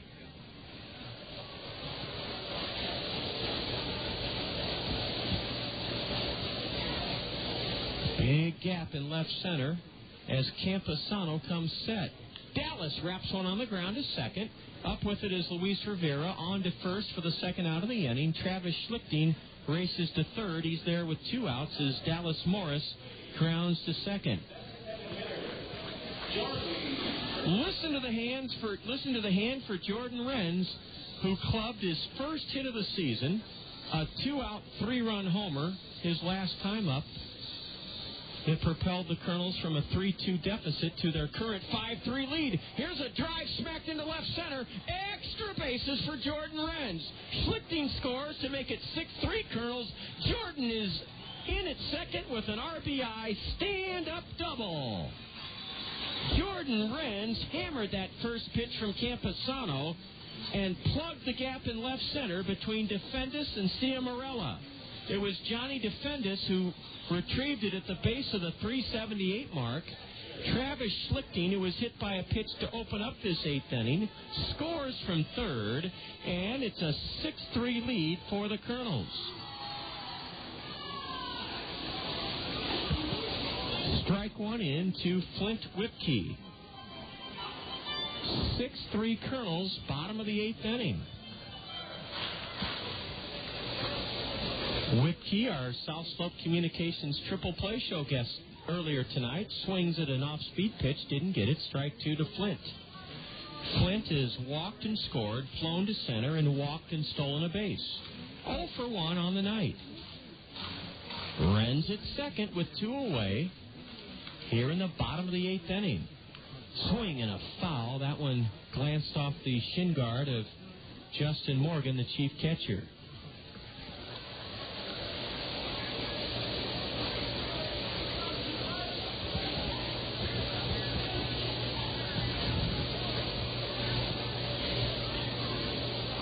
Campusano is the third relief pitcher used by Peoria tonight. Flint fouls one straight back. He had a good cut. We'll greet you tomorrow evening from America's Dairyland. 30 minutes south of Green Bay, 25 minutes north of Oshkosh, Appleton, Wisconsin, the first of three with the Wisconsin Timber Rattlers. Seattle Mariner minor leaguers. Ball one is high and outside to the Colonel right-handed hitting catcher.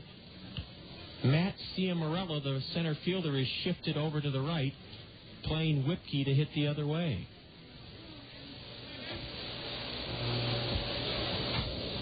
Campusano is set. He brings it, and it's fouled into the suites to our right.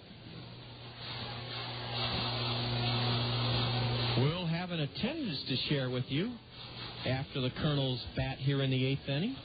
The attendance guest is sponsored by Ahern Plumbing and Heating.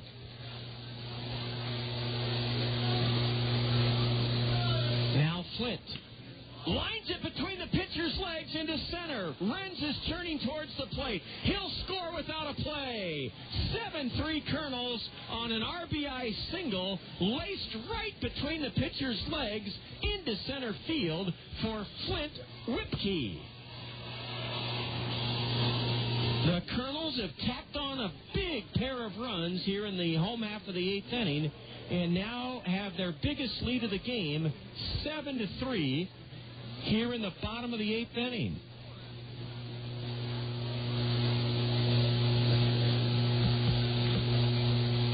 Ball one is up and in to the left-handed hitting leadoff batter. Brad Kuhn. Brad has reached twice. Stolen a base and scored a run. Kuhn launches one foul down the left field line onto the Randy Kehl-Confidence Picnic Pavilion, and the kids chase that one down. Oh, those kids are having fun on the grass slope seating berm tonight. 7-3 Kernels. Kernels have out-hit Peoria 7-6.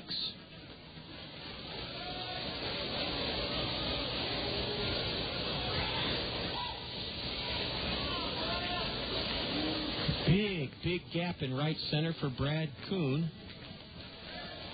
Started the night hitting .208, no homers and RBI. And now Justin Morgan has to follow the path carved between the mound and the plate as he pays a visit to his left-hander, Ed Campusano.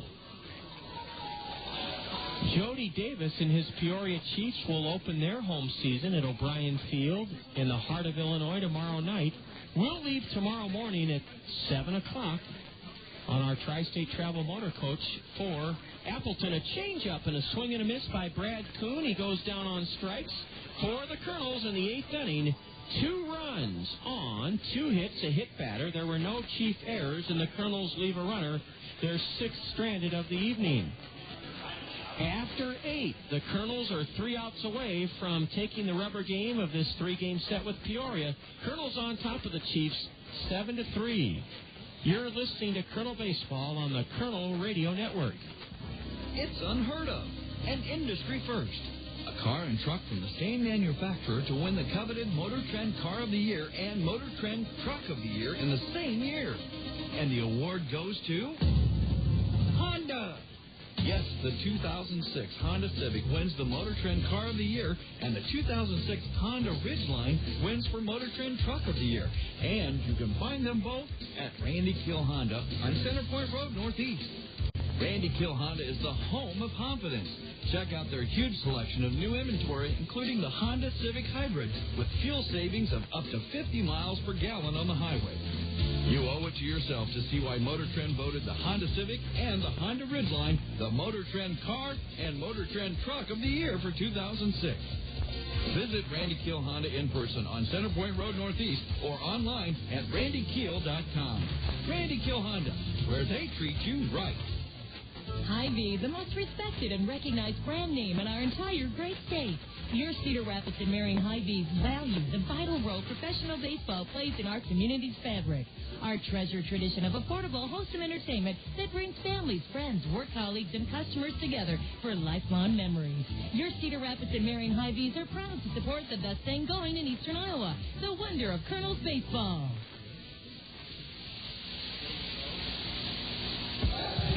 Here we go to the top of the ninth inning. 7-3 Kernels. The pitchers of record, Nick Adenhart for the Kernels and Robert Sotolongo for Peoria.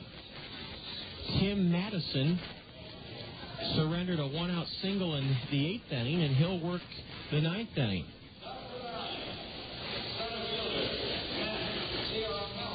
7-3 Kernels. Matt Ciamarella first up for the Chiefs.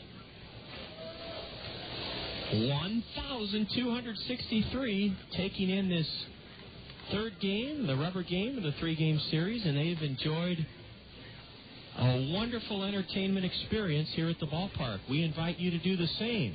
We're back at home Monday night for the first of four against the Detroit Tiger minor leaguers, the West Michigan Whitecaps. Ciamarella went around, didn't mean to, on a fastball high in the zone, strike one to Matt.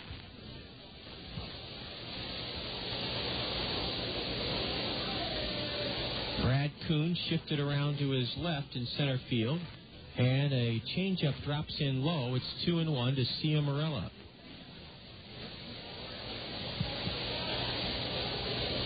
I want to extend a heartfelt thank you on behalf of the entire Kernel staff and everyone listening tonight to Eric Walker. Eric and Kevin Alexander have worked tirelessly the last 2 days on their own time to make sure that the transmission was up to the standards that we hold high on the Kernel Radio Network tonight on KMRY. As you know, we had some unexpected hiccups and bumps in the road Monday with our new equipment, and so we went to a backup system, and it's working flawlessly thanks to Kevin Alexander and Eric Walker from K-Memory this evening. There's ball four, and Matt Ciamarella draws a leadoff walk here in the ninth. How big do those two insurance runs loom now? Hopefully they'll remain insurance runs as Ciamarella is aboard. That's good concentration by Matt Ciamarella. He knows his team needs base runners, and he walked. Now a pitch scalded into center. Brad Kuhn, a couple of steps back, makes the play. Jesus Valdez hit a rocket into center field, a rope, and it was caught by Brad Kuhn, 1 on, 1 out here in the ninth inning. And like a lot of folks in eastern Iowa, I have a allegiance to the Kernel Radio Network. I love listening to Mike and Mike in the morning in the zone, and just so much enjoy the news, sports, weather, and music in the morning with Eric Walker on KMRY. It's a win-win situation for a radio lover like myself. Ball one is upstairs to Johnny Defendis.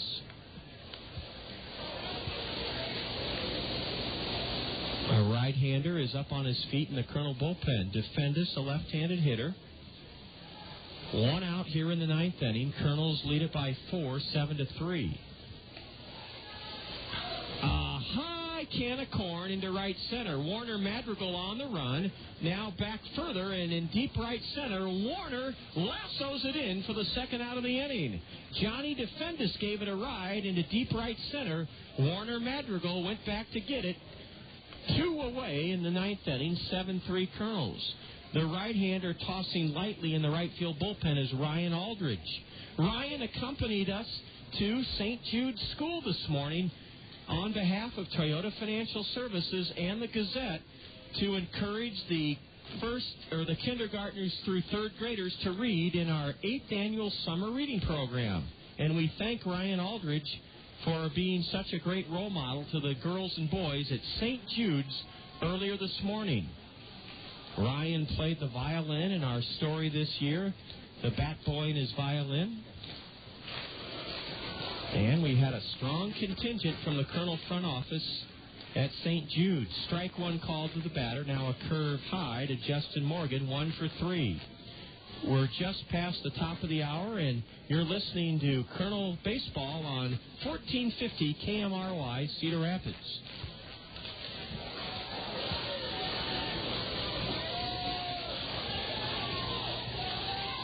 Curve and a swing and a miss by Morgan. 7-3 Kernels, and you'll hear the crowd come alive. The Kernels are now within 1 strike in 1 out of their second straight win over the Peoria Chiefs. Madison set, delivers. Ooh, ball 2 just low. And I mean it didn't miss by much. Jordan Renz's 2-out, 3-run homer in the 6th inning, trying to help make Nick Adenhart a winner. The 2-2. Swing and a miss, and that's a rubber game win in this series for the Kernels. Justin Morgan fans, 2 scoreless innings from Tim Madison, and the Kernels have won it 7-3 before a robust crowd of 1,263. For Peoria in the 9th, no runs, no hits, a walk, no Kernel errors. The Chiefs left a runner. They stranded 5, and the Kernels are 7-3 winners. We'll have the totals, highlights, and more coming up soon on the Kernel Curtain Call. This is Kernel Baseball on the Kernel Radio Network. The hottest feature in beautiful Veterans Memorial Stadium is the coolest place. It's the Whirling Waters Home Run Hot Tub. How can you and your friends relax and splash it up from the most coveted spot at the ballpark? Simply register at Center Point in Westdale Mall and listen to Mix 96.5. If you're selected as the winner, you'll enjoy the ultimate entertainment experience. AquaJet Stream Comfort atop the left field wall in the Whirling Waters Home Run Hot Tub. Brought to you by Westdale Mall and Mix 96.5. It's unheard of and industry first. A car and truck from the same manufacturer to win the coveted Motor Trend Car of the Year and Motor Trend Truck of the Year in the same year. And the award goes to Honda. Yes, the 2006 Honda Civic wins the Motor Trend Car of the Year, and the 2006 Honda Ridgeline wins for Motor Trend Truck of the Year. And you can find them both at Randy Kill Honda on Center Point Road Northeast. Randy Kill Honda is the home of confidence. Check out their huge selection of new inventory, including the Honda Civic Hybrid, with fuel savings of up to 50 miles per gallon on the highway. You owe it to yourself to see why Motor Trend voted the Honda Civic and the Honda Ridgeline the Motor Trend Car and Motor Trend Truck of the Year for 2006. Visit Randy Kill Honda in person on Center Point Road Northeast or online at randykill.com. Randy Kill Honda, where they treat you right. It's time for the Kernels Curtain Call. Now with a game recap, a complete look at the State Farm scoreboard, and a look ahead to upcoming action, let's rejoin the voice of the Kernels, John Rogers. And a wonderful day and evening capped off in a grand style with a Kernel rubber game win over Peoria tonight, 7-3. John Rogers with you here on the Kernel Curtain Call. This ball game featured a couple of dandy right-handers, Nick Adenhart for the Kernels and Todd Blackford for Peoria, and they both pitched very well. In fact, Nick Adenhart worked out of trouble twice in the first 3 innings. He gave up a 1-out triple to Dylan Johnson in the first, but kept the Chiefs at bay. And then Justin Morgan, playing in his first game for Peoria, doubled leading off the third. He was left stranded. The Kernels, meanwhile, broke out on top with a run in the 3rd inning. A 1-out walk drawn by Flint Whipke, and on a hit-and-run, Brad Kuhn singled into right, sending Whipke to 3rd. Larry Infante then put the Kernels ahead with a sacrifice fly to left, scoring Whipke. In the 4th inning, the only blemish on Nick Adenhart's fine outing, he hit Brandon Taylor with a 2-2 pitch. Taylor went to second on a wild pitch. Ryan Norwood walked. After Cia Morelli struck out for the first out of the inning, Nick made his only subpar pitch of the game. He hung a breaking pitch to Jesus Valdez, and Valdez made him pay as he belted a 3-run homer onto the Randy Kiel Hoffa's picnic pavilion, and the Chiefs led it in the top of the 4th, 3-1. The Kernels got a run back with plain old-fashioned hustle in the fifth inning with 2 out. Brad Kuhn walked. He stole second. And then on a ground ball to deep short by Larry Infante with 2 out, Kuhn just kept running, and it was an infield single for Larry Infante. The throw by Dylan Johnson was an ill-advised one because it allowed Kuhn to score with 2 outs all the way from second and cut the Chief lead to 1, 3-2. In the sixth inning, the Chiefs lifted their starter Todd Blackford and brought in Roberto Sotolongo. He walked Patrick Riley, gave up a single to Travis Schlichting. Warner Madrigal then laid down a sacrifice bunt, and the Kernels had the tying run at third, the go-ahead run at second with only 1 out in the sixth inning. Dallas Morris struck out, but you talk about a big pick-me-up. Jordan Renz, who was 0 for 13 to start the season, including 2 strikeouts in his previous 2 at-bats, on a 2-out, 2-strike pitch, belted his first home run of the year, a 3-run blast, and that catapulted the Kernels from a 3-2 deficit into a 5-3 lead. Renz's home run marked another $25 donation from PRC to the Haycap Food Reservoir in PRC's Home Runs for the Hungry initiative. It was the second home run of the series by the Kernels. Schlichting belted one last night. For every home run the Kernels hit this year, PRC's Community Care will donate $25 to put food on the plates of hungry people in our community.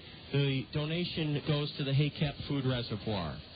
Renz's 3-run blast made it 5-3 Kernels. Meanwhile, Brock Butcher made his pro debut in relief of Nick Adenhart, surrendered a 1-out double in the seventh inning, but was helped out on a dazzling play at the hot corner by Travis Schlichting, and Brock Butcher pitched a scoreless seventh. The Kernels scored 2 big insurance runs in the eighth inning against reliever Ed Camposano. Schlichting was hit by a pitch, and with 2 outs, Jordan Renz doubled into the left center field gap, scoring Schlichting and making the Kernels, or putting the Kernels ahead 6-3.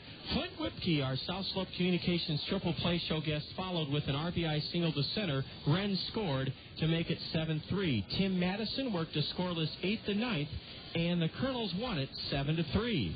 7 runs, 7 hits, no errors for the Kernels. The Kernels left 6 aboard. Peoria, 3 runs, 6 hits, 2 errors. They left 5. Winning pitcher Nick Adenhart, 1-0. The loser for Peoria, Roberto Sotolongo, he is 0-1. The game took 2 hours and 30 minutes, and there were 1,263 on hand to enjoy the perfect weather and the Kernel win. Up next, our PRC play of the game here on the Kernel Radio Network. Next up, a musical taste of Dr. Pepper. It's a new spin on an old vibe. From me to you, a tasty sip of Dr. Pepper for your ears, and it starts like this. I'm a pepper, he's a pepper, he's a pepper, we're a pepper, wouldn't you like to be a pepper? Now that's cool, but pepper is a little better. So let's slide in a taste of this.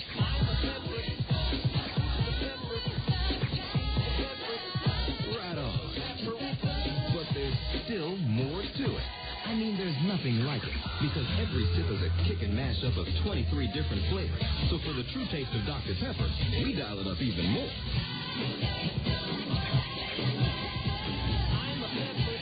You know it.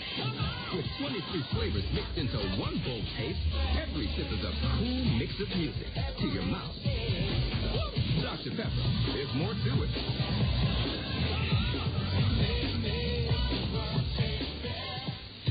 Your home is a place for savoring all the good things in life. It's a place for celebrations. It's a place where memories are created. To make sure your home is properly insured, visit Sheets Forest Draper in Marion, your professional Pekin insurance agency. Sheets Forest Draper will give you all important details about homeowners insurance with complete coverages and surprisingly affordable rates. Visit Sheets Forest Draper in Marion for homeowners insurance for your well-lived and well-loved home.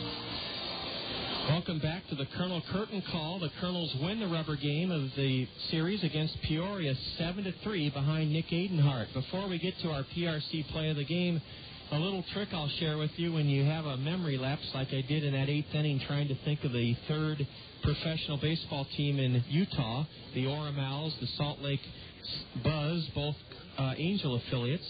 And I went through the alphabet, and boom, it popped. Ogden, the Ogden Raptors. They're the team in in Utah, the other pro team. Well, before we get to the PRC play of the game, an interesting scenario unfolding below. I've seen Bobby Magallanes be a taskmaster before, and we're going to go through Camp Magallanes. I believe one of the Kernel players didn't hustle out a ball, and so this is a lesson learned. The entire position players are coming out. Bobby is, I'm sure, saying, guys, there's one thing that you can do in baseball that takes no talent, and that is run hard. Somebody didn't break out of the batter's box hard tonight, and they loafed their first two steps, and Bobby has all the position players out. He's going to make them run hard, and that just tells you how much Bobby cares about his teaching at this level. He doesn't want these guys going any further in professional baseball with any kind of loafing mentality. So Bobby's doing some teaching. The guys are not showering. They are being held out or being brought back on the field for a lesson. It's time now to enjoy our PRC Kernel play of the game. PRC is a wonderful place to work. If you're looking for a job where you'll be a part of an amazing team that cares for your needs and gives you the ability to grow, visit PRC at www.prcnet.com. With 2 on and 2 out in the 6th inning, the Kernels trailed this game 3-0. Roberto Sotolongo was on the hill for the Kernels, and Jordan Renz, who was in the throes of an 0-for-13 slump, was at the plate for the Kernels. Here's our PRC play of the game. By the Angels in 2002. Uses a dark-colored bat with tape on the handle. Now time is called. Riley at third, Schlichting at second. Sotolongo, the tall right-hander, delivers. A drive to left, deep at the wall, it may go! 3-run homer for Jordan Renz! 3-run homer! It propels the Kernels into the lead! Here in the bottom of the 6th inning, it came on a 2-strike pitch. Jordan Renz has sucked a home run! A 3-run blast onto the Randy Keel Offense Picnic Pavilion, and the Kernels regain the lead here in the 6th inning, 5-3. That's our PRC play of the game. Jordan Renz's 3-run homer in the 6th inning that gave the Kernels the lead, and they won it 7-3. Back in a moment with the State Farm Major League scoreboard here on the Kernel Radio Network. Fairfax State Savings Bank is paying you to come to the ballpark every Wednesday this season. You heard right. Fairfax State Savings Bank is paying you to come to Veterans Memorial Stadium every Wednesday this season. The first 750 of you Kernel fans to enter the gates before Wednesday's home game will receive an envelope full of money inside from Fairfax State Savings Bank. Each of those 750 envelopes will contain a greenback up to a $100 bill. Fairfax State Savings Bank, free money Wednesdays. Come early to line your pocket with cash. There's a lot you can do to satisfy your taste for Italian. You can marry one. Do you, Susan Smith, take Giuseppe Florentino? You can drive one. Or you can go to Zio Giano's and feast on Zio's homemade bread, pizzas, and pasta, authentically prepared to Zio Giano's famous Italian style. Zio Giano's for the hometown taste of Italy. Oh, come to Zio Giano's, the pasta makes you Zio. Come to Zio Giano's for real Italiano. Come to Zio Giano's, the pasta. The Kernels continue to have an inspired lesson from Bobby Magallanes, their skipper, after a 7-3 win over the Peoria Chiefs. John Rogers back with you on the Kernel Curtain Call, and it's time now to check all the scores in the big leagues on the State Farm Major League scoreboard. It's brought to you by State Farm Insurance agents Brad Dunn, Al Shetler, Dale Thompson, and Gary Shubat. This afternoon in the American League, the Tigers bowed to the White Sox 4-3 at Comerica Park. The Yankees trampled the Royals at Yankee Stadium today 12-5. In the American League, they're in the bottom of the ninth, a wild one at Jacobs Field, and it's the Seattle Mariners leading Cleveland 11-8, bottom of the ninth, Cleveland batting. Bottom of the ninth at Fenway Park, the Blue Jays hold an 8-4 lead over the Red Sox. They're in the top of the ninth inning at Tropicana Field, and the Devil Rays are playing well. They're ahead of Baltimore 7-3, ninth inning.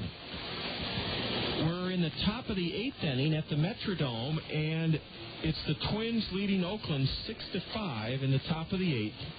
Just underway, the Rangers and our parent club, the Angels, at Angel Stadium in Anaheim. This afternoon in the National League on the State Farm Major League scoreboard, it was the Cubs 4, the Reds 1 at Wrigley Field.